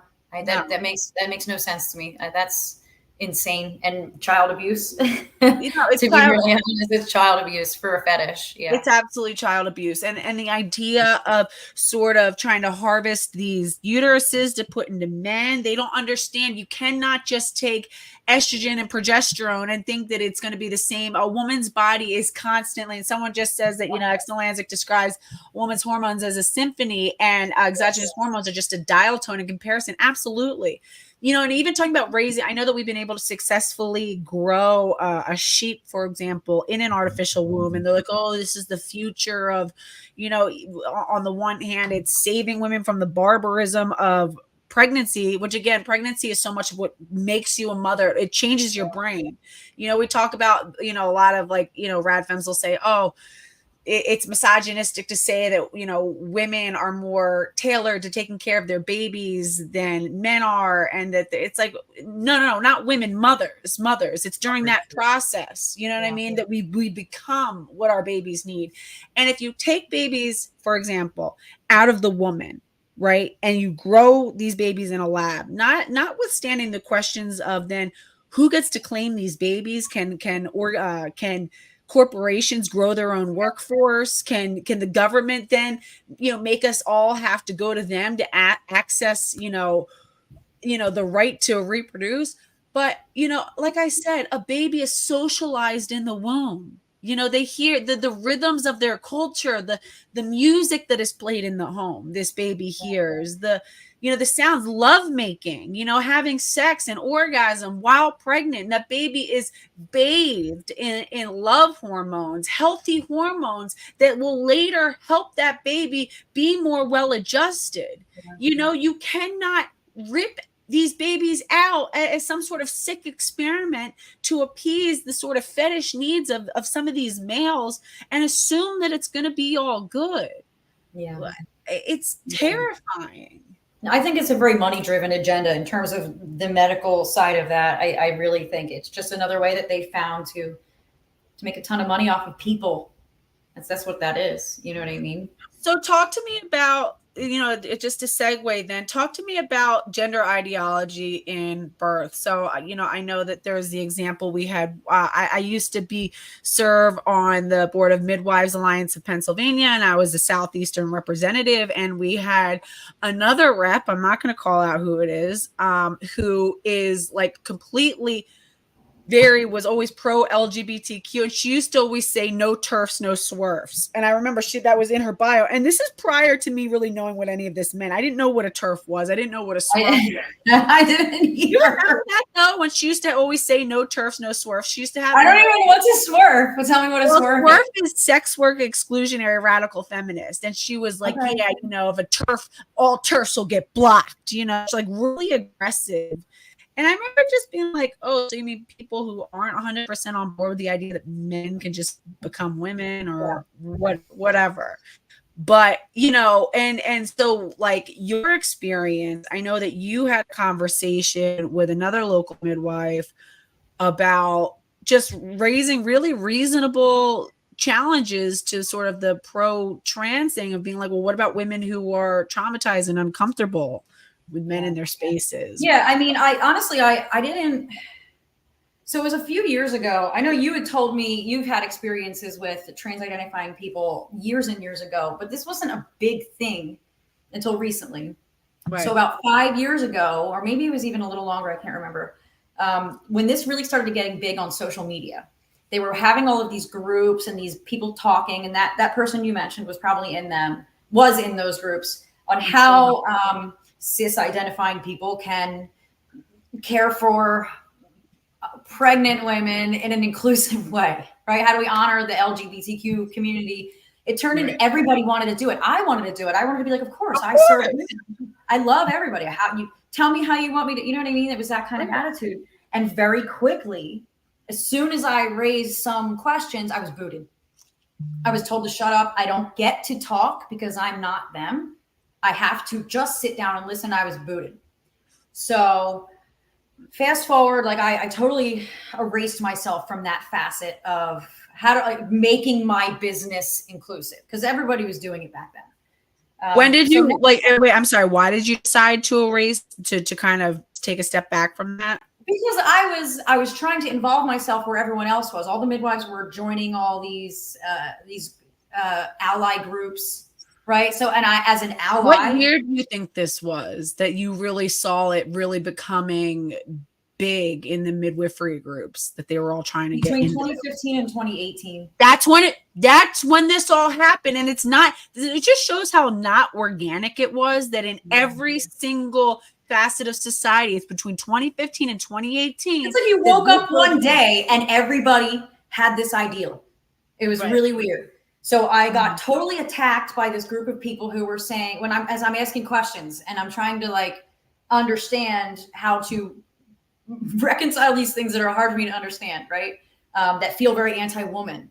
And I was booted out of the groups. I was kind of doxxed a little bit, bashed. So I just backed up. Yeah. They were talking about my doula trainings and my practice and putting my website out there. And yeah, so I just kind of disappeared from that group of people for a while. And then in the past, since 2020, I've noticed, and I'm not in any of those groups, but I've noticed in the very mainstream regular groups, all the midwives are now calling pregnant women, pregnant people, birthing person. And then it started to go really off and they started calling them, saying chest feeding, changing all the language on their paperwork and their websites and putting the flags on their websites. You know, the womanly art of breastfeeding from La Leche League? You remember like the anthology? So, you know, La Leche League, and they have the womanly art of breastfeeding, which is their like anthology. Oh yeah. That wonderful book. Guess what? Stop it. Don't even say it. Guess what the next edition is going to be called? I can't even. Wait. Let me try. They are chest feeding. Oh, what is it going to be called? Personally, art of chest feeding. No, it's now going to be the art of breastfeeding. So they took out womanly. They kept breastfeeding, I will say that, but they removed the womanly. For now. The next edition will say the art of chest feeding, the art of lactation. Jesus, or something stupid like that. It can't. No. So now everybody has changed their language. Everybody has flags on their website.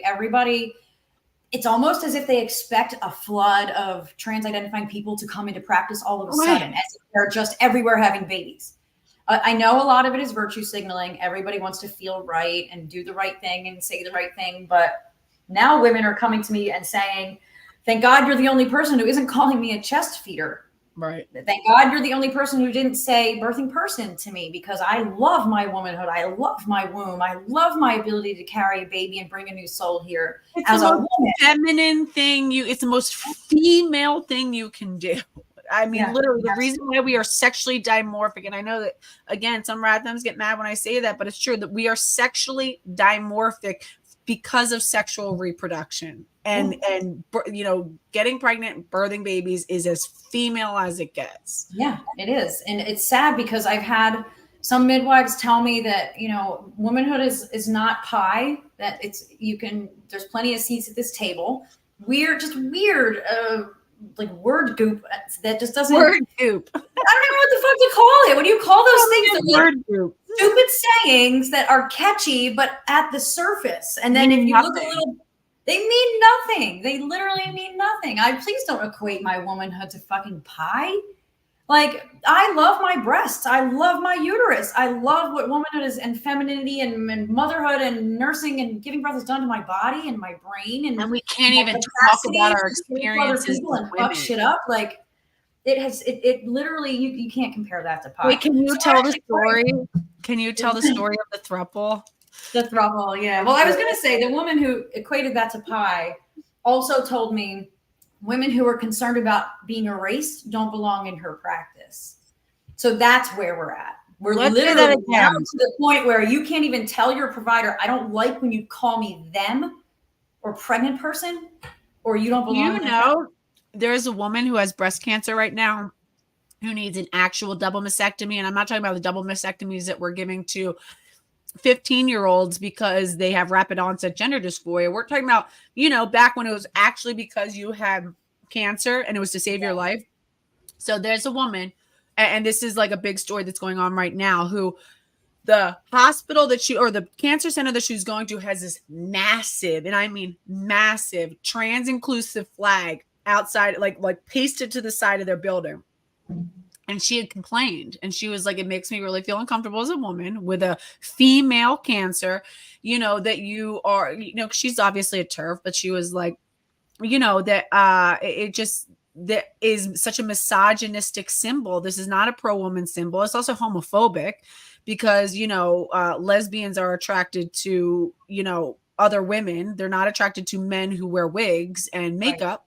Right. And then, she got an official letter basically being expelled from care, discharged from care, and saying, we can no longer serve you. You've made transphobic comments to her, all because she raised concern about that flag. She was like, I just feel like it should be a non-political space. Yeah. And they're like, this is not political. And so now she's scrambling. She was supposed to have surgery by the end of the month. Now has to scramble to find a new provider. And again, there's, we have a crisis right now and a shortage of medical providers. Yeah. So when the woman that, the midwife that you're saying that if a woman even raises issues or concerns, challenges at all, doesn't have a space in her practice, it's like, what? You just erased a woman. Right. That's exactly what that is. That's exactly what it is. Before I start the story about the throuple, though, I have to pee. Go ahead. I'll laugh. I'll be right back. This story is really good, guys. So I need to tell it. So okay, how much does the board of nursing play a part in the rules of what they can and cannot do as a midwife? So it's a lot of the AMA, the American Medical Association. It really depends on the state that we're talking about. So Pennsylvania, for example, has not there's no legal status for midwives. And part of the reason why that is because we have a very large Amish and Mennonite population. So these are people who have been birthing at home outside of the medical technocratic system for, hundreds of years, generations upon generations. And it's sort of to protect them. We work with midwives who serve, Amish communities and things like that. And, so PA is really interesting in that there is no real legal anything. It's almost like not legal or illegal. It just doesn't really have any sort of like legal basis. And then you have, right next door, we have, we have Delaware, where it is a very serious felony to be practicing midwifery in this way. And then you have, places like New Jersey, New York, where they have licensure, but it does impact the way that, midwives can practice. So somebody was saying, how much does like the nursing board and, it's interesting here, though. There are actually lay midwives who carry nursing licenses. They just cannot associate their nursing license or their credentials as a nurse with their home birth practice. Oh, but they're allowed to keep it. See, I always was under the impression they can, but because the nursing board can be so strict, they are very careful not to even say, I'm also an RN. Oh, wow. On their stuff. Yeah, because they don't want to lose their nursing license. So you can have a nursing license as a separate thing from practicing as a lay midwife here. But it's funny, in New York, do you remember the Elizabeth Catlin story? They charged the midwife, Elizabeth Catlin, with 95 felonies. They were able to put a felony on every instrument she carried in a licensure state. Yeah, there are midwives, lay midwives, who sat in jail for a year awaiting trial. Like it's very persecution driven. It's really Wow. is. Yeah. Wow. That's crazy. And then, I was saying why in PA the way that it is because we have such a large Amish and Mennonite community. So we kind of have this like weird, just like gray area, like non-legality about the law there is no written law part for non-nurse midwives. The only law is written for nurse midwives. And thankfully there's no felony laws inserted in there. I actually, when I had an attorney rewrite all my paperwork, I had him look over the law and he was like, this is so confusing, but it doesn't apply to you. It just doesn't apply. That also means that we can't, the district attorney of Pennsylvania doesn't want us doing things like inductions and suturing. And so every midwife has to be really careful with how they approach the medical model when they choose to practice here, Right. And then it's always hard because, we do, luckily there are some really great OBs that we'll have the sort of transfer relationships with. But I know that if you are working as a certified nurse midwife, it's virtually impossible to open up a home birth practice as a CNM because you need to have admitting privileges and a relationship with an obstetrician. And a lot of them are unwilling to take on a formal admitting relationship. So it's like a whole thing. So, all right, the throuple. We need to hear it. All right. So this was like just over this year. Somebody had gotten in touch with me about a trans identifying person, a female who identified as a man, who was pregnant with her first baby. And the person who liaisoned this communication was a new doula, and she was going to be their doula.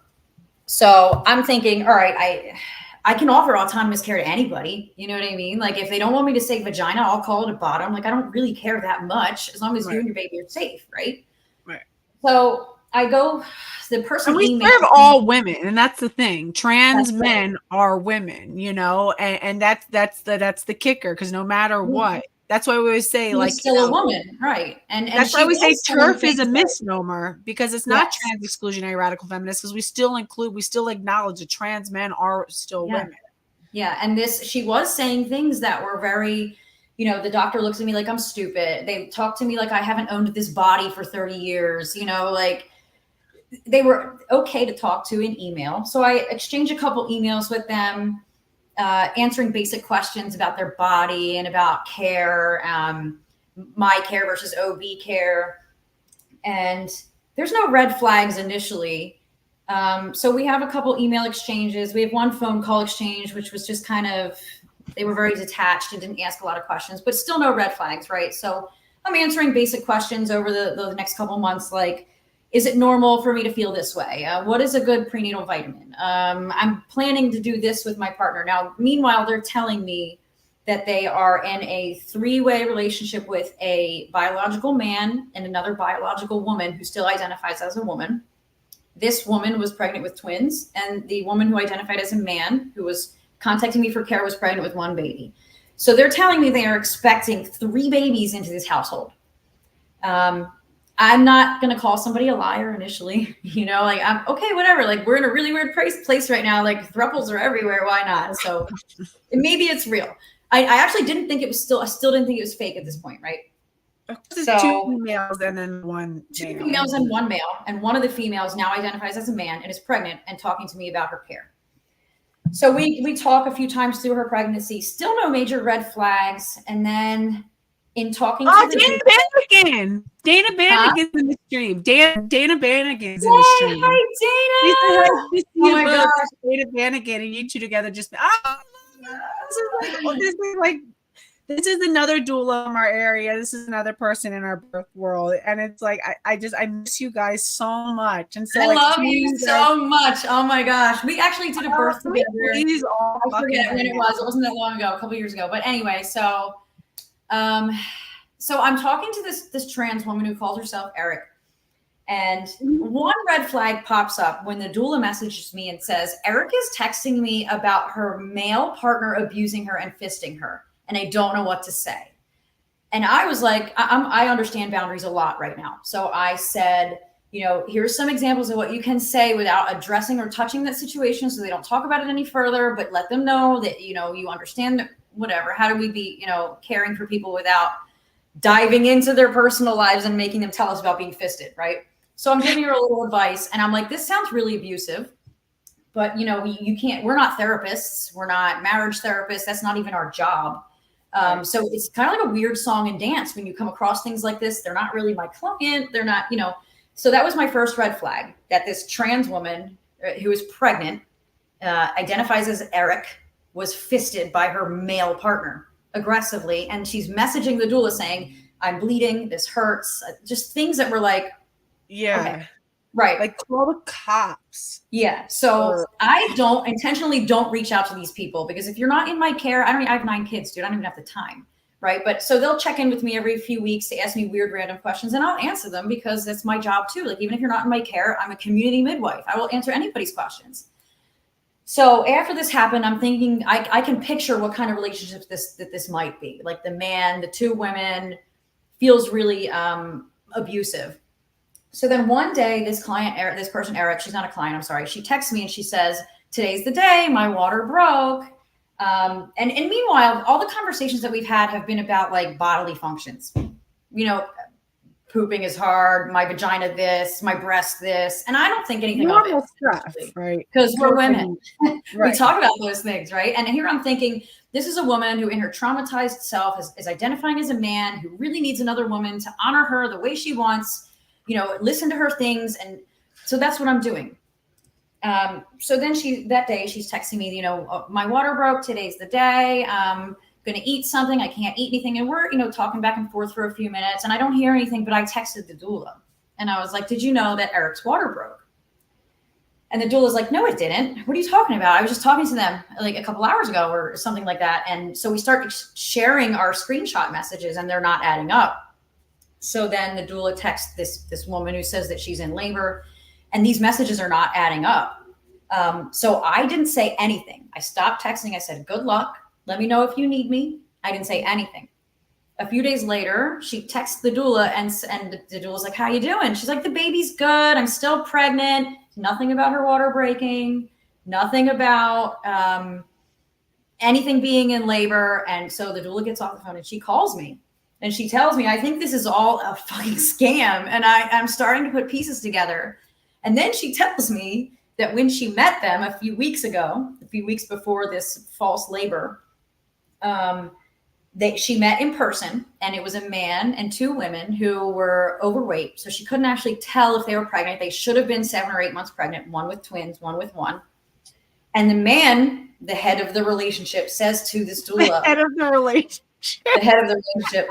says to this doula, but that's how he presented himself to her too. Like she said that he was clearly like in charge, says to the doula, I would prefer if you were naked in the birth tub for sanitary purposes. Do you guys hear that? This man fucking clicked. I was like, this is a fetish. Yeah. And you're asking me about all of your body functions, and I'm explaining things to you about your body functions, about your vagina, about your breasts. This is sexual role play, and you guys are unwilling and unwitting participants in some sort of sexual role play fantasy. Yes. And so like, and you know, it ended by me not talking to this person anymore. I totally ghosted them. And when I think they realized we caught on, they stopped messaging us.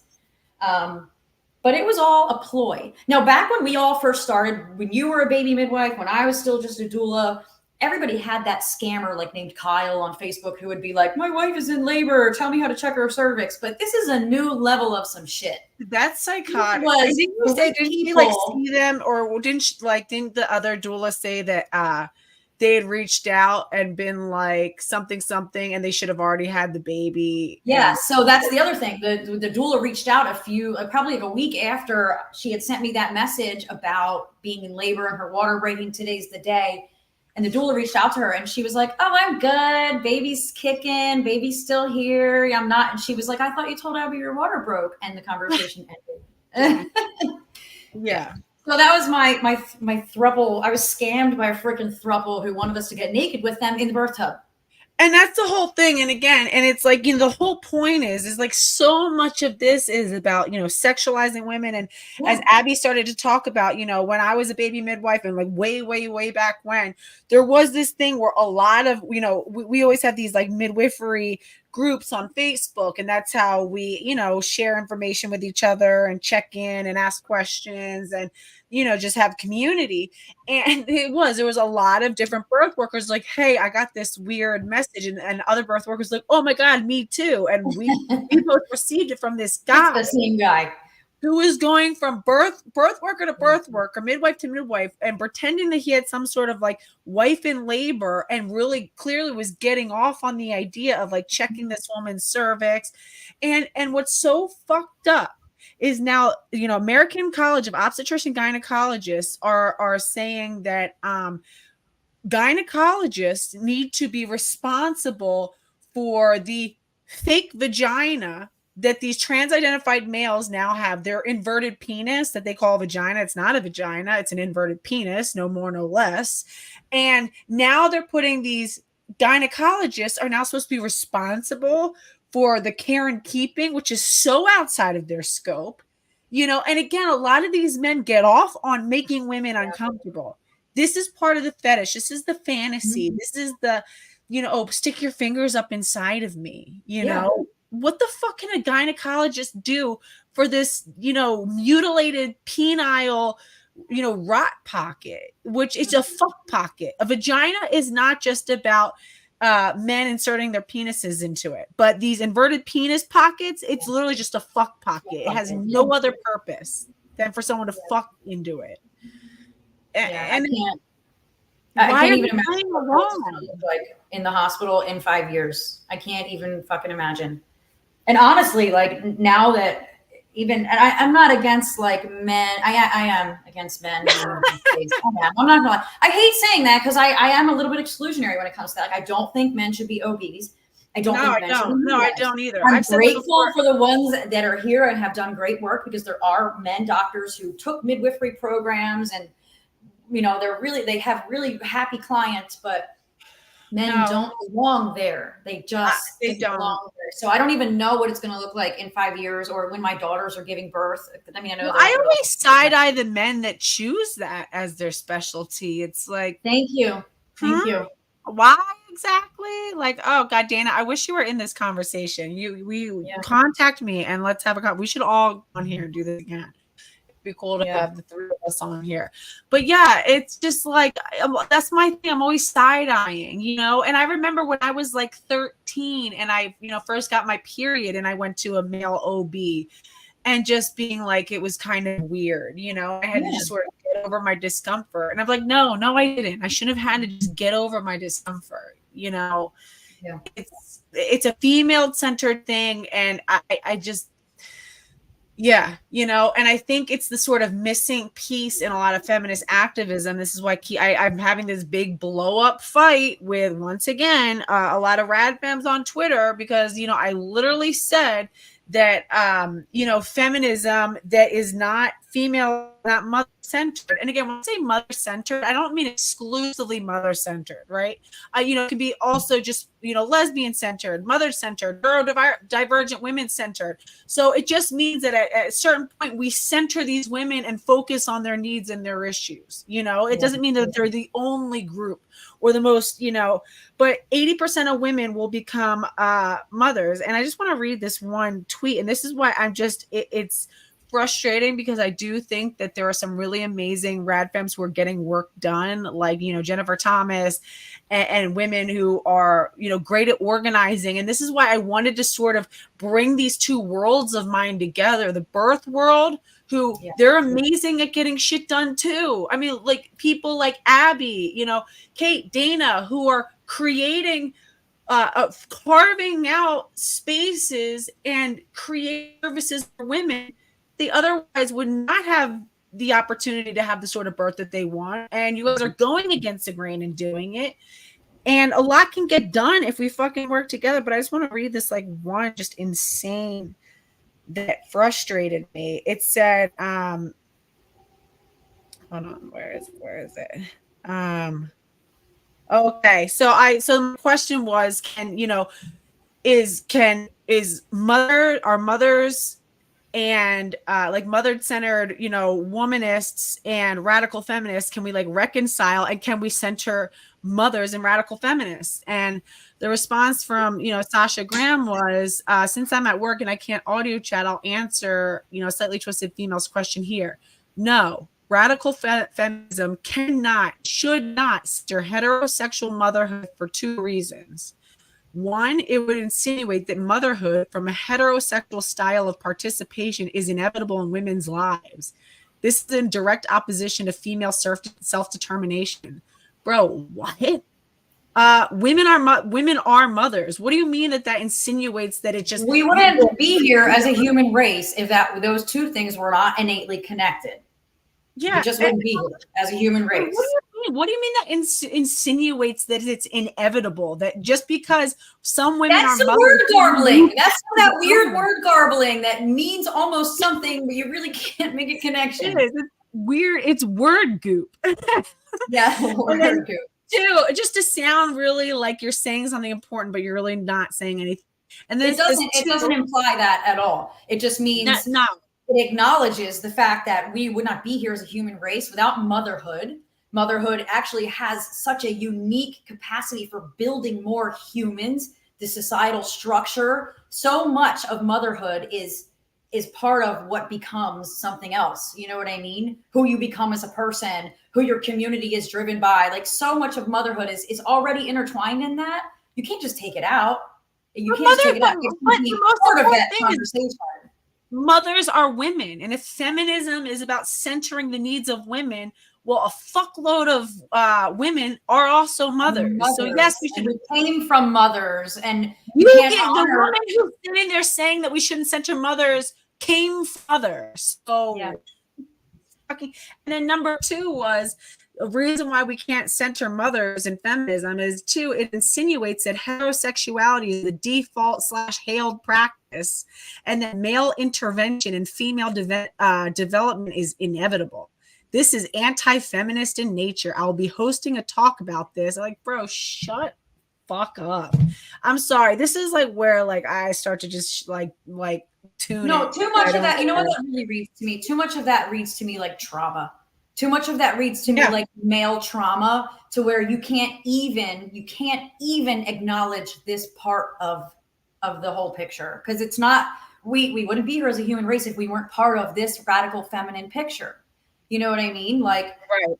It just that feels like trauma. That's what that feels like. And maybe rather than running away from those issues, realizing that a lot of trauma is ground zero with the mother baby, disruption, the mother wound. A lot of these women have a severe mother wound, and how about we heal it rather than continuing to perpetuate it and further abuse mothers. Again, mothers are born with all the eggs they'll ever carry. So every trauma that a woman goes through from the time that she's in her own mother's uterus, it starts to be encoded on the cellular life of the eggs that she carries. It's encoded onto the next generations. If we protect young girls, little girls, young women, mothers, even before they're in their perinatal period, from trauma and protect and heal them, then we can get, so much of our trauma gets passed intergenerationally because we're not protecting mothers, because we have never, our interest in our reproductive health, it starts and stops with abortion and like period care, which is incomplete. I'm sorry. And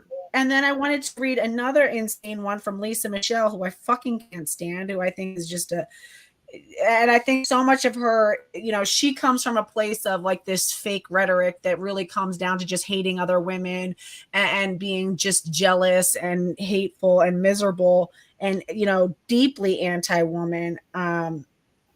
She goes, okay, they're talking about how being a stay-at-home mother is anti-feminist. So what, we should rip babies off the breasts of their mothers at which day, Lisa, would you prefer? Day 1, day 2 postpartum?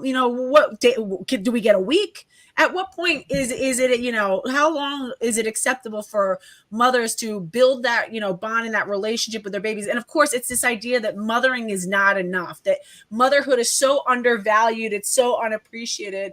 And again, when mothers and babies are seen as just this valueless parasite on society, it's no wonder that, we have, of course, people have no problem destroying other human beings when each child is not conceived with great intention, great care, great hope, is not welcomed into this, thread of community that is deeply woven and belonging to each other.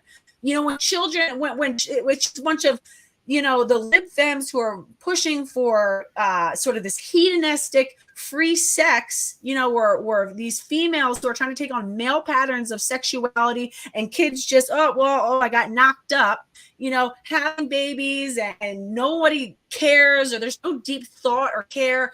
It's total disrespect for the body of the woman, it's disrespect for the body of the children, and you wonder why we're so dysfunctional. So Lisa Michelle says, it's not about judging them or quote gatekeeping or whatever. And to be clear, this is a woman who previously had a whole bunch of videos talking about how much she yearned to be a trad wife, and unfortunately she claims that she's child free by choice, which is also bullshit. She had polycystic ovarian syndrome, really severe, and found out that she was infertile, and then took that, and I'm sure she got a lot of pressure from her family or whatever, and I'm so sorry about that, but took it to this opposite extreme of like constantly shitting on women who are mothers. And it's like, heal that within yourself first. Yeah. But she goes, it's not about judging them or gatekeeping or whatever. They frame that as a way to feign victimhood.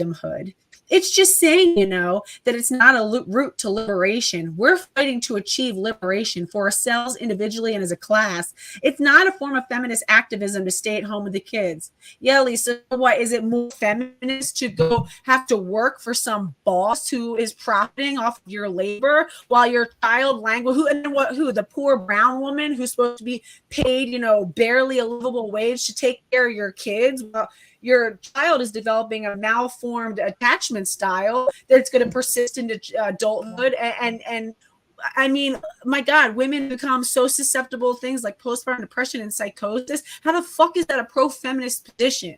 I'm asking anybody who's a feminist in this, like, let me know how this is a pro-woman centered. Little girls, by the way, are covered under feminism. Female newborns, by the way, female babies, by the way, are covered under feminism. And if you think that it's a pro-female stance to rip these babies out of the arms of their mother, who they don't even understand are a separate being from them, the Mama Toto, which is one sort of unified sacred thing, tell me how the fuck is that a feminist position? Like, I would love to know. I think too many of these activist comments, though, are really just so trauma based. You can see it from over here. You know what I mean? So it's very hard for me to even engage in those conversations because there's so much underneath that these people really need to address within themselves. You can't say things like they all and they just want to, like, who are you talking about? Right. Who? Because it's not me. It's not you. It just makes no sense to me. I mean, and I really think that it's too much of that lip service just comes from a lot of trauma that they have to deal with. You cannot exclude motherhood and the motherhood in itself. You can't exclude that from radical feminism because we wouldn't be here.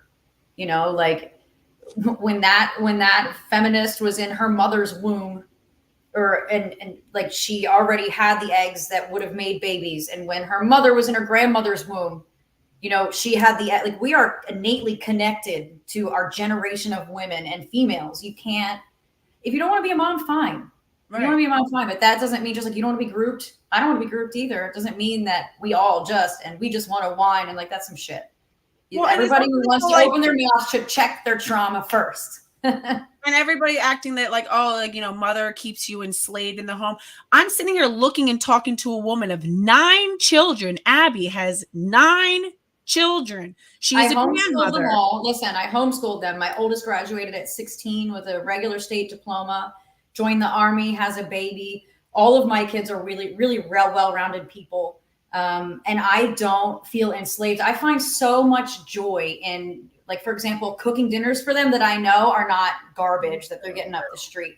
There's a beautiful symphony of things that happen when you eat healthy foods, when you teach other people to eat healthy foods. I don't feel trapped. Let me just tell you, I'm going to just break it down. I make a lot of money, me, not my husband. He also makes his own money, whatever. I make a lot of money and I stay home and I run a business and it's fine. I don't feel like I had to take away from anything in my motherhood. It was hard when I was pregnant to work, and we figure these things out because we're women.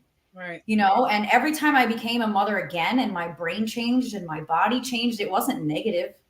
It was positive. I became stronger, more productive, and more constructive, and learned more things about myself and my health and my beauty standards. And like, my body's never been better than after having 9 babies, you know, and 9. And look at 9. you. And people, and she has this whole stream about how like she highlights like, you know, oh, having this like story of a woman who said having my son, you know, left me disabled, and talks about how, you know, childbirth ravages the body of women, and you know, wrecks you and stuff like that. And it's like, again, it's so sad because it just shows how disconnected we are from our own health, our bodies, our functions as women. And it's like, you can't be pro women and but then no, they need to stop telling people that lie. That's a lie. That's a lie that keeps us infantized. It keeps us incapable. It's the lie that makes us think, oh, we're just going to get fat and loose and ugly. Like, I'm not any of those things. Yeah, I've birthed like, 4 babies. You know, take care of your body, take care of your mind, make smart choices, smart relationship choices. And these awful things don't really happen. You know what I mean? At least not to the extreme that we're putting everybody in this box of being women who are solely subservient and women who are only enslaved. And that's some shit. I'm going to tell you, like, I feel empowered raising my own chickens. I feel empowered, like, making intricate meals for my family and understanding the importance of health and food and sleep. And I don't feel trapped or anything like that. I feel like if you keep telling women that, that's how they're going to keep behaving.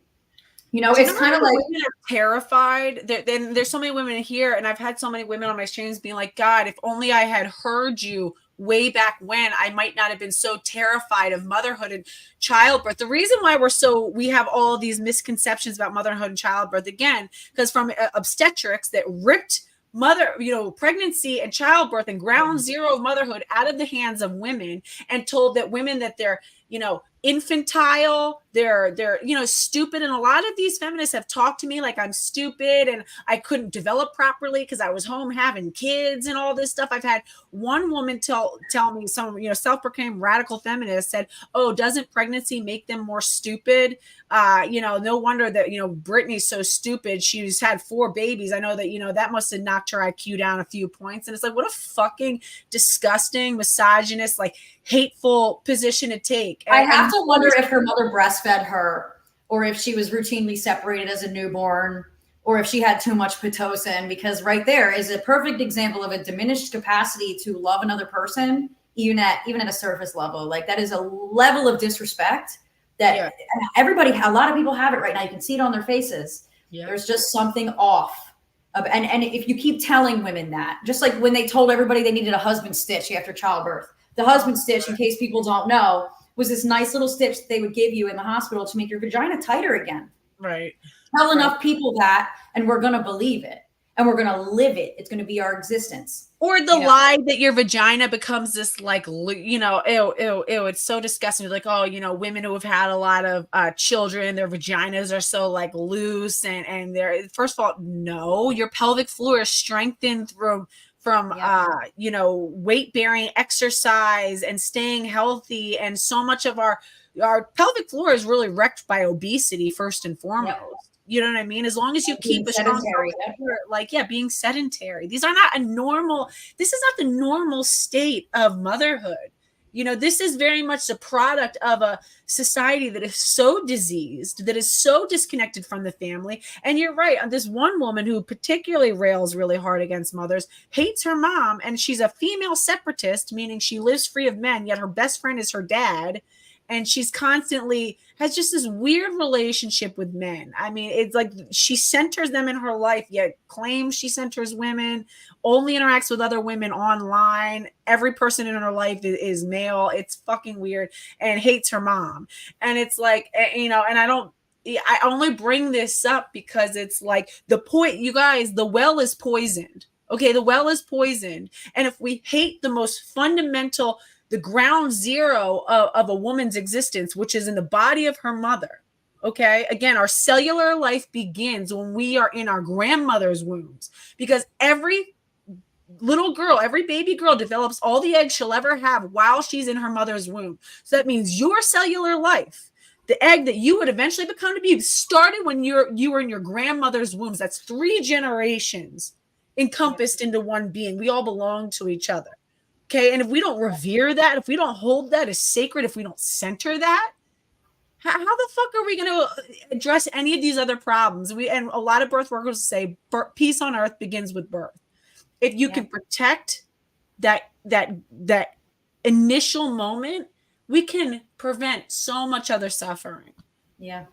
And honestly, it bleeds into everything else too. So as soon as we have the baby, then we separate them from the mom. We sleep apart, which is not a biological imperative. Actually, that is really anti-human at all, because as a safety mechanism, we would sleep with our newborns, if we still lived in a primal state. And then we break down the family structure by sending our kids off to school, so other people are raising them, other people are teaching them. And then we separate them. We've done away with generational living and community living, where like our 18-year-olds are now being shuffled out right away. So it all leads to a bigger cascade of traumatized women who hate motherhood because we don't have support. We don't have the generational structures of our mothers, grandmothers, and aunts helping us like in traditional communities. So one thing literally feeds the other thing. It's a big cycle of fucked up stuff that like you just need to throw something in that's dead, stop it, and start from the bottom, which honors womanhood and motherhood and breastfeeding, and then go from there. Yes, all of these rad fems would not be women without mothers. And I'm sorry, the most stressful thing for me as a new mom was like, sometimes I'd be like, oh, I need to go out and, do something. And I couldn't bring my baby. The whole time I'm stressed out. My breasts are so engorged. They're on the point of, mastitis, of getting, clogged duct and getting sick from it. And then the biggest relief was coming home, putting my baby to the breast, draining my breast, bonding with the baby, falling asleep, holding them, smelling them. And that's why I always appreciated, like when I went to the Midwifery Today conference, a lot of midwives who try to honor mothers by giving babes in arms policies where you can bring, your baby to things as long as, they're not crawling yet, and you can breastfeed them and keep them in a sling. And it's easy to do. And people are like, oh, well, you'll have babies crying. No. If the baby is with its mother at your chest, I spent the whole day at a conference and my baby hardly peeped at all, except to let me know that he needed a diaper.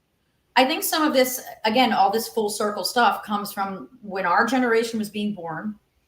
We had all the meds, all the PIT, all the psych meds, built a generation of people with a diminished capacity to love. So now children are viewed as a burden.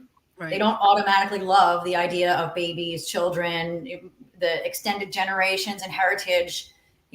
All of that is all part of that big circle, So the women our age today who are like, fuck motherhood, there's a really good chance that a lot of that disconnect in their brain and in their heart comes from that disconnect that happened either at birth or in childbirth or with their mothers and grandmothers' births. It's really neat that women actually have babies and carry their pregnancies and breastfeed like their mothers, aunts, and sisters on their maternal side did. That cellular connection is really there. Somebody says to me, my mom had 3 breech babies. I expect a breech baby. My mom had very long, I expect a long labor. Like that's just there. So you can't just erase motherhood. If you don't want to do it, fine. If you don't want to do motherhood, that's not your thing, that's fine. But choosing to say all those things is just screaming trauma. And it's I have a really hard time even engaging those conversations because I really would rather be like, who hurt you? Right. Right. And how is this? Yeah. How is this the solution? Coming up with this whole like trans humanist agenda. And then, talking about using bone marrow to replace male sperm. If you don't put mothers in the beginning of this part of the conversation, the rest of it won't matter because you'll transhumanize everything. You'll turn us into fucking robots and just uteruses that can come out and go in someone else. So if you don't put mothers at the beginning of this conversation, the rest of it almost ends up moot point. Right. And if mothers aren't healthy, again, it's like if the well is poisoned, if mothers are depleted, How do you expect that wellspring to produce something that is healthy and that is flourishing and that is off to the best part if she's so diminished, so depleted, so disconnected? And like you said, we used to have generations where, you said that women who come into your practice are so self-taught and so knowledgeable about birth, and they're already so intelligent. And it's sad that already has to be something that you take personal initiative for, because as I talked about, birth went from the hospital, from home to the hospital in the 1930s. That's when we saw this gigantic shift. And it's about the time when, the vast majority of Americans were living on farms, and then they switched to industry. And then birth, that used to be, almost ubiquitously at home with a midwife, 98 to 99% by the end of the decade in the 1930s was in the hospital. And prior to that, women who were growing up on farms, who were growing up around livestock, so they had sheep and cattle and horses and dogs, you grew up around seeing those animals give birth and be mothers and breastfeed those babies and nurse those babies. Not only that, we didn't live in nuclear family units. Like you said, we lived in, multiple layers of generations living together. And not only that, but these extended kin groups of neighbors are all accessible. So not only did you grow up seeing, your favorite sheep have her baby, you saw your mother had your little brothers and sisters. You saw your aunts. You saw your sister, your big sister give birth. You saw your neighbors give birth. Little boys saw what women's bodies do. And this is another thing. From when I was working in the Philippines at Taytay Rizal in the high volume birth center, I was pregnant with my second son. My oldest son was, I think, 3 at the time. We used to ask permission from the women, but all the children in the birthing home would sometimes come and sit in on births. These would be the kids would always be there during the prenatal days. So these moms already gotten to know the kids, like, sure, it's fine, And, my son at 3 years old had already seen babies being born. He knew what baby or what the female body was for. Same thing with breastfeeding in front of our children. Let them see what a woman's breasts are for. They're not some sex object for a man. They're there to nourish babies, to give life. Let children see. And that's another thing that midwifery care does. It allows the family back into the birthing process. Yes. And one of the things that people don't realize is that the family as a unit almost functions like a little bioactive community in itself, like a SCOBY and an iced tea, right? So like dad's brain changes, your toddler's brain changes. The family unit is equally as important. Well, I don't want to say equally. The mother and the baby diet is so important, but the family unit and how that structure functions is also important. So, for example, when you come home from the hospital with a new baby and you present this to your toddler, you literally just left pregnant and came home with someone new. And the way that babies' brains and toddlers' brains change so quickly, imagine how much of a strange effect that has on a toddler who didn't participate or see anything. Right. And then all of a sudden their lives have completely changed. Whereas I try to encourage people, bring your toddlers, involve your little kids so that their brains change the right way. When you bring a new baby into the world, they already saw your belly. They saw the contractions. They saw the baby come out. They're not disconnected from who this person is. Right. And then, of course, if you are only showing little boys that women's breasts are sexual and that vaginas are for sex, they're never going to know or even think that it's beautiful. They're never going to see that as a beautiful thing. You'll always see women as an object for them, some object for them to somehow use in some way, not realizing that the mother is really the ecosystem of the family. Yeah. There's so much there. I wish that I wish I knew more radical feminists that would have this conversation with me, because I feel a little skirted, by some of these people who I agree with heavily, on a lot of topics, but at the same time, that's what I was saying. And that's being a mother changed my body for the better, changed my mind for the better. Like, I built an insanely beautiful business. I have well-rounded kids who aren't social media addicts and don't talk shit. It's working.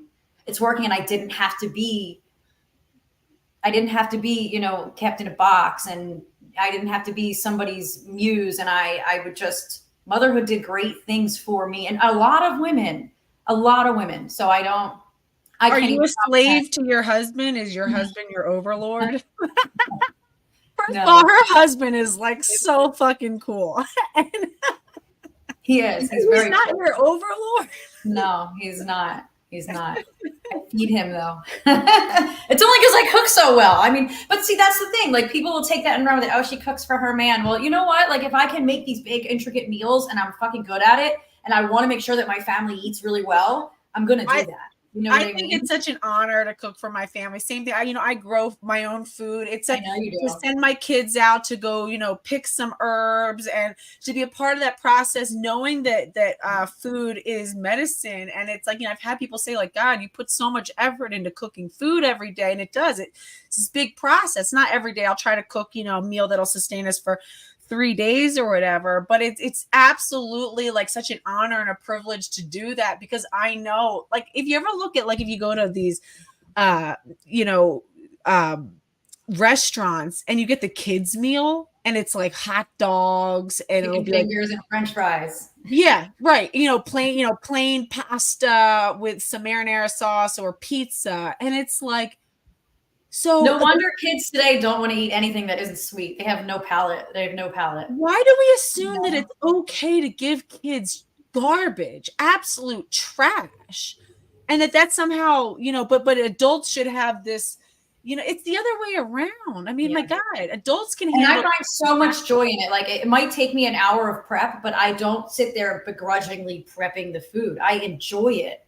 It's fun. It's like once you know how to cook really well, it's really fun. It's fun for my kids. I love homeschooling my kids. I mean, we don't do like the whole 4 hours a day at the table and do stuff. We like life school them.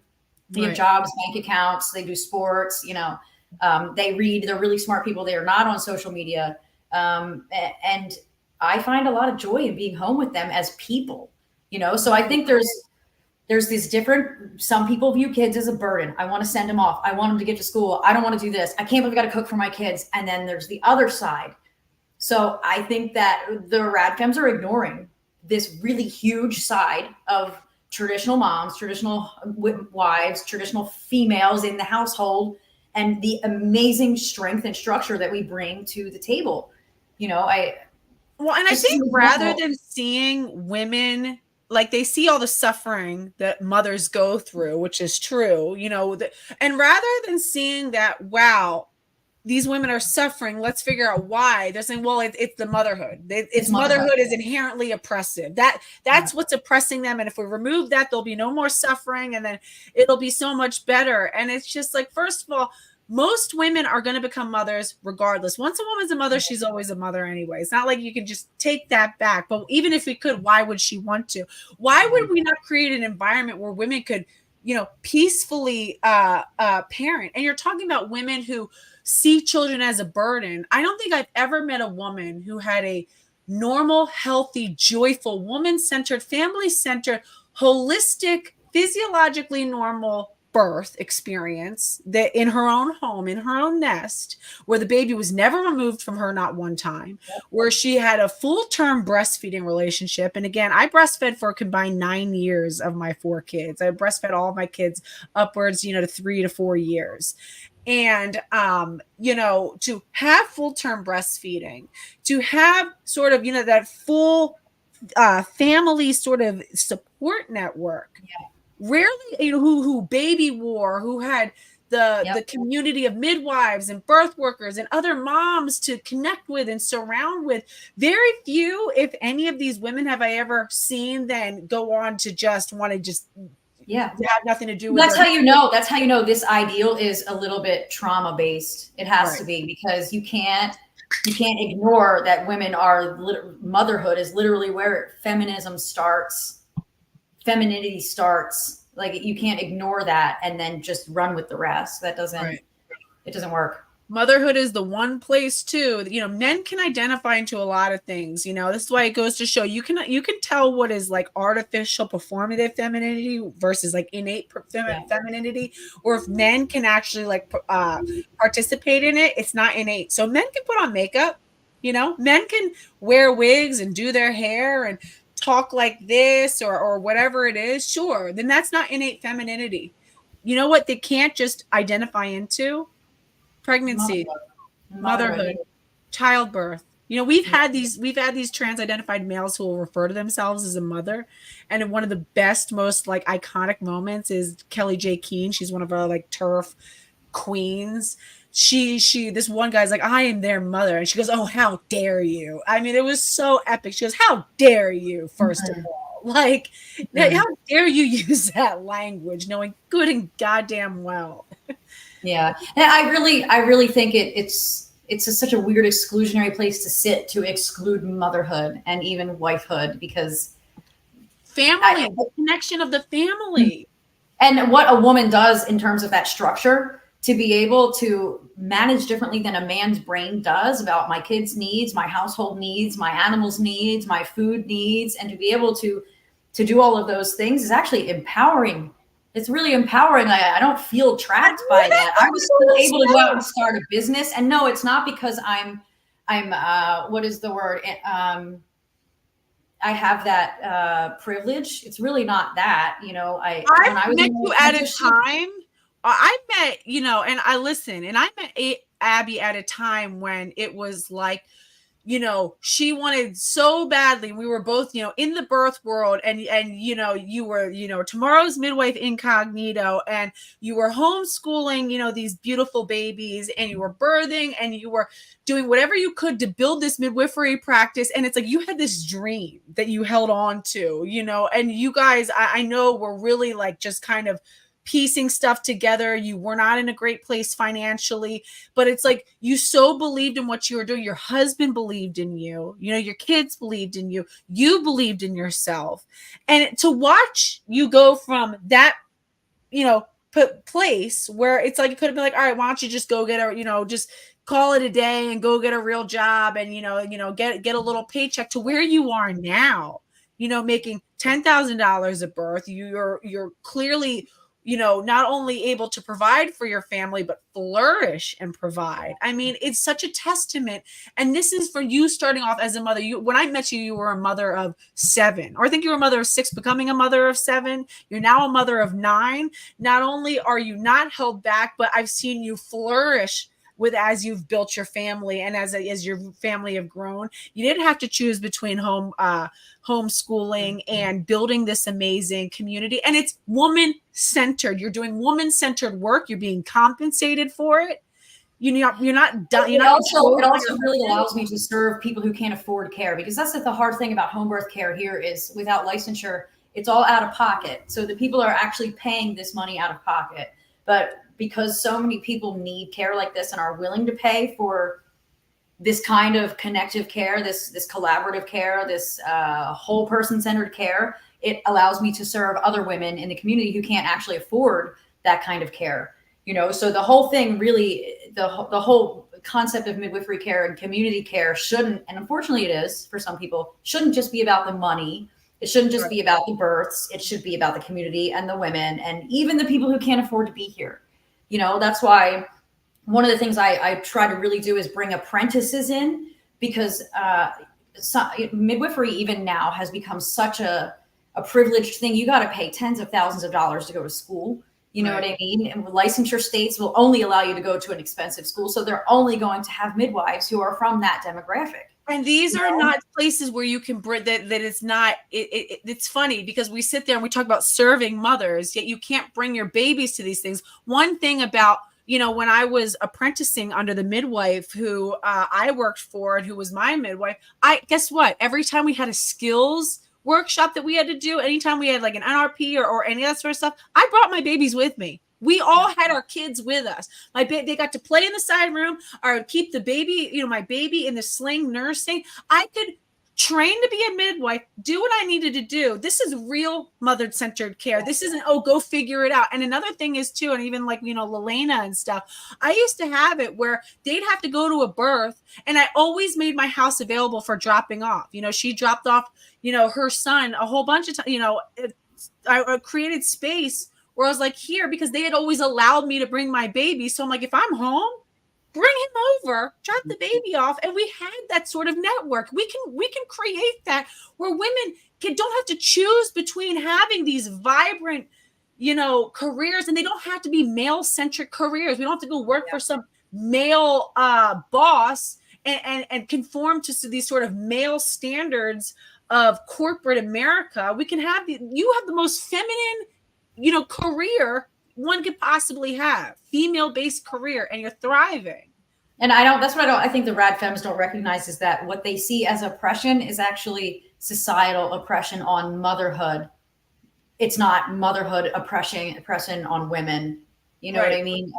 Because you can see when we put these structures in place and family units function well, just as an example, all my teenagers, they don't babysit their siblings. They exist with their siblings. They know to change diapers. They know to make dinners. They know to feed them. They know when I have to go to work, XYZ needs to happen. It's not like and now look, when they start their own families, they're not going to be, slamming into a wall full speed and trying to get up to, they know how to care for kids. I always say it's like now, after my first kid, everything is so hard and confusing. By my fourth kid, I could do the shit with my eyes closed. Mm-hmm. But if you have met, boys and girls, your young sons are coming fully capable of knowing how to take care of. And when you have that structure to help you, you can function. When you have the generational living of women who teach you how to breastfeed, who teach you how to keep your body healthy, who teach you how to raise your babies, you don't fall apart and feel oppressed. You caught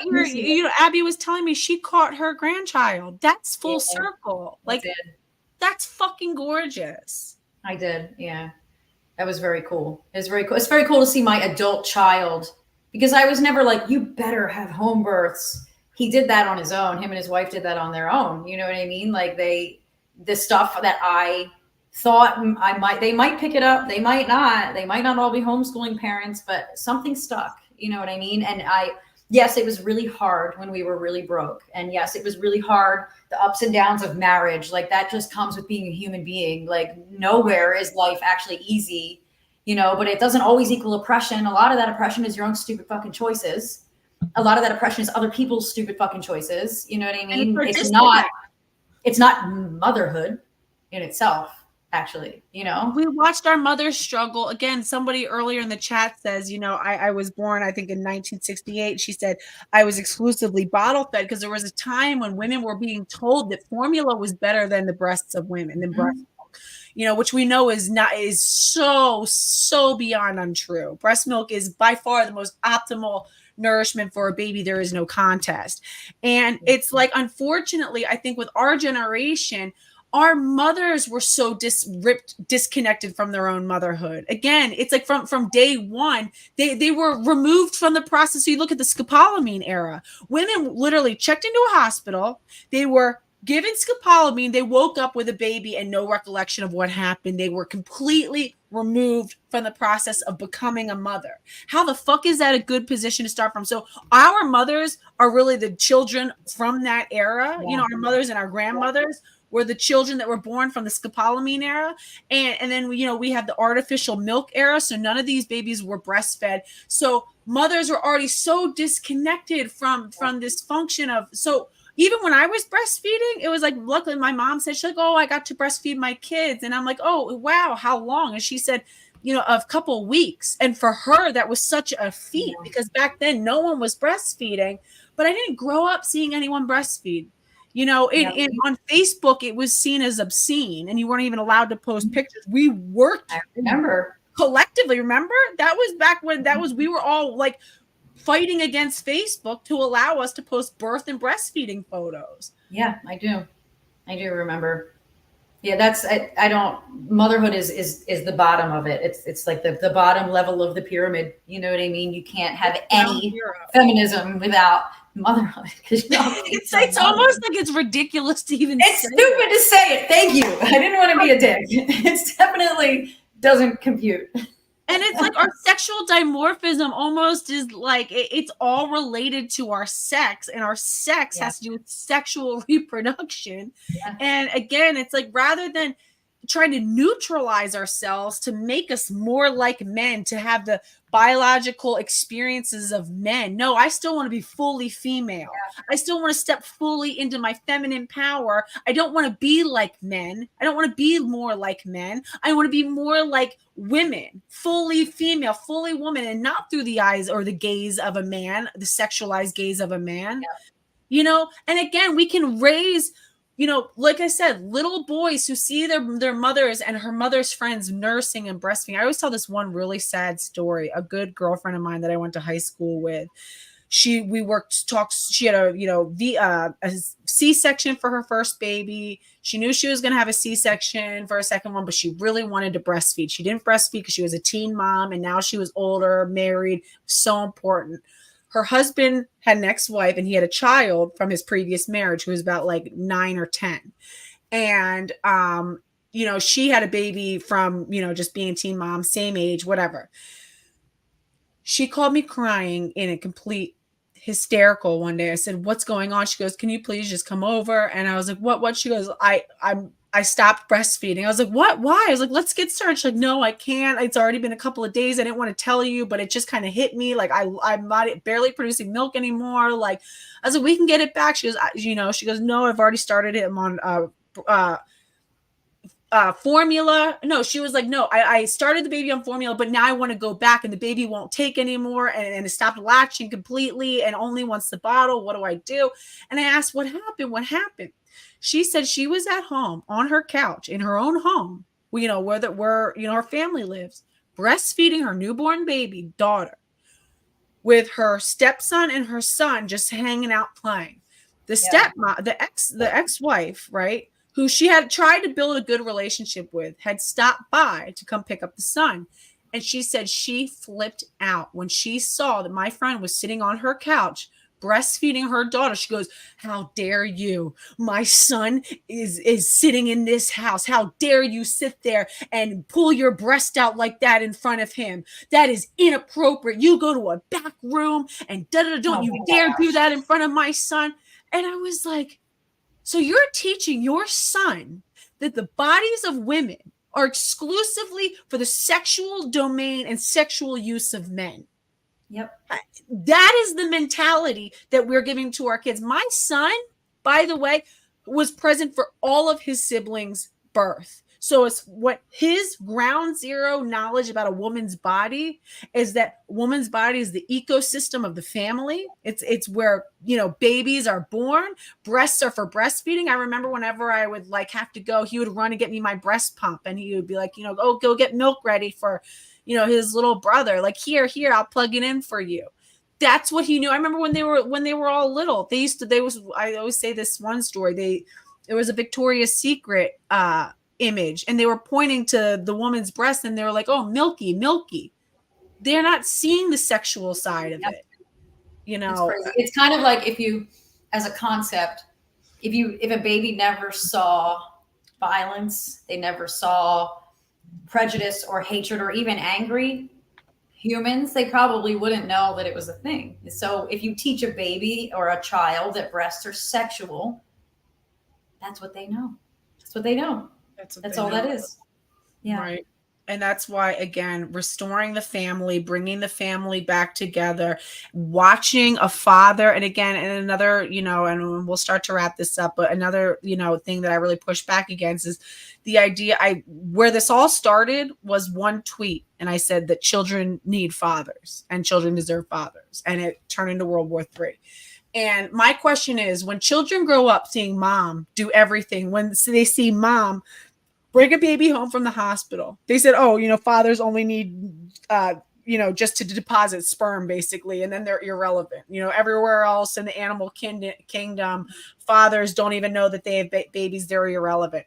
So you're telling me that it is healthy for children to see mom come home from the hospital with a baby, get up, take care of herself, take care of the kids, still tidy up the home, from that day forward, do 100% of the labor, fill every single role, provide inside and outside of the home. And that's supposed to help engender a more, female friendly idea in these children, where they see dad got to take his resources and go and live his best life, never even miss a day of work. Or how about a family of children who watches their mother give birth to their sibling at home while the father is taking taking orders from the midwife and taking orders from the mom, where he is a servant, acting as a servant in that moment to the family, where he's taking charge of the children. So then while mom is in that postpartum protected bubble, he's primarily taking care of the older siblings. He's taking on that role. He's providing inside and outside of the home. And we're seeing this more equitable, and mom is protected to do what she's supposed to do in that time, which is heal and bond with that baby. That's why I named my practice Cardinal Birth, because not only because we see cardinals everywhere here, but because the male cardinal does exactly that for the female when she's nesting and when she's caring for those eggs. And honestly, if we didn't need men, why does all of this research show that children without men in the household end up more self-destructive? They end up, all the stats are all over the place. That you cannot ignore that. We're still mammals. I hate to say this. We're still human mammals with a certain structure, a certain biology, and the men have a spot, the women have a spot, and it doesn't have to be anti each other. It has to be a balance. And again, and I always say, if the goal is not symbiosis, if the goal is really just, if female separatism, I think, is an important band-aid, and it's sort of like, okay, let's temporarily protect women until we can kind of get this under control and create spaces where women can get away from male violence. But that can't be the end goal, because that'll always just be this militant, aggressing against each other and pushing each other away. We're not going to eradicate men. And they have this whole idea that you take bone marrow and you can asexually reproduce. Why? And then women. But it doesn't. So deranged. I'm sorry. I'm sorry. That's really like far for me. That's like it's so deranged. And this is where I say that like the trans stuff is just another, side of the coin of a lot of these these super extreme rad femme perspectives. And it's such a shame, because more moderate radical feminism is so essential. It's, the anti-sex work, the anti-commodification of women's bodies, recognizing that women are not something to be bought and sold, that, women and men, women are not interchangeable with men. We are, so it's like, and that's why I just wanted to bring you on the channel so badly. And Dana, I would love to have you on too, and maybe all of us to talk. And I want to marry these issues together. And anybody who can come on November 3rd, we're having a protest outside of the ACOG headquarters, the American College of Obstetrician Gynecologists in Washington, D.C. Please come. Flights are really cheap right now. You can get round trip tickets for like $68. Come, we'll help get you set up with somewhere to stay. I'm going to be trying to get, I'm raising money right now for a Airbnb so that women don't have to pay to stay. We'll help get you coordinated. And anybody who can't come but would like to contribute and help us so that we can have an Airbnb, please consider giving a donation to Cash App at ASTFXX. I'll post all the links, or my Venmo at A Slightly Twisted Female. All of that money is going to be going to gas and getting there and trying to, make sure that women have a place to stay. Even if you can help behind the scenes, Wednesdays, we have a planning committee that is based in Signal. Email me if you want to be a part of it, even if you can't go in person, but you want to be a part of the planning. It's at A Slightly Twisted Female at gmail.com. Do you think you're going to be able to come? I'm going to try. Please. We need you. I would love to. I have a lot of people due in November, but I could probably finagle something. Sneak away. That's not a thing. This was really hard, though. Thank you so much for giving me a chance to talk about this stuff, because you hear me talk about it. I could go on for hours, and people are not screaming about this part of feminism like they should be. They kind of just ignored it, and they just all go have their babies in the fucking hospital, when really, like, feminism starts here with women, with moms. It's not oppressive to be a mom. It's not oppressive to be a trad wife. It's, if you're doing the right things, and the other people, of course, people are the outliers. There are some, but we are the start, the beginning moment of feminism. You can't ignore that if you have a uterus. Thank you. Sorry, like we wouldn't have survived as a human race.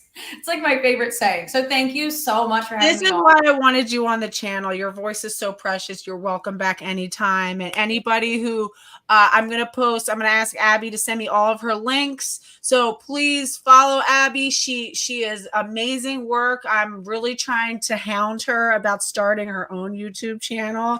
We'll see if I can be successful with that. I'll get her, we can. And also, Abby, if you do, trust and believe this community, you will get started off with a lot of people. I will make them all go over and help you get started and be there supporting you.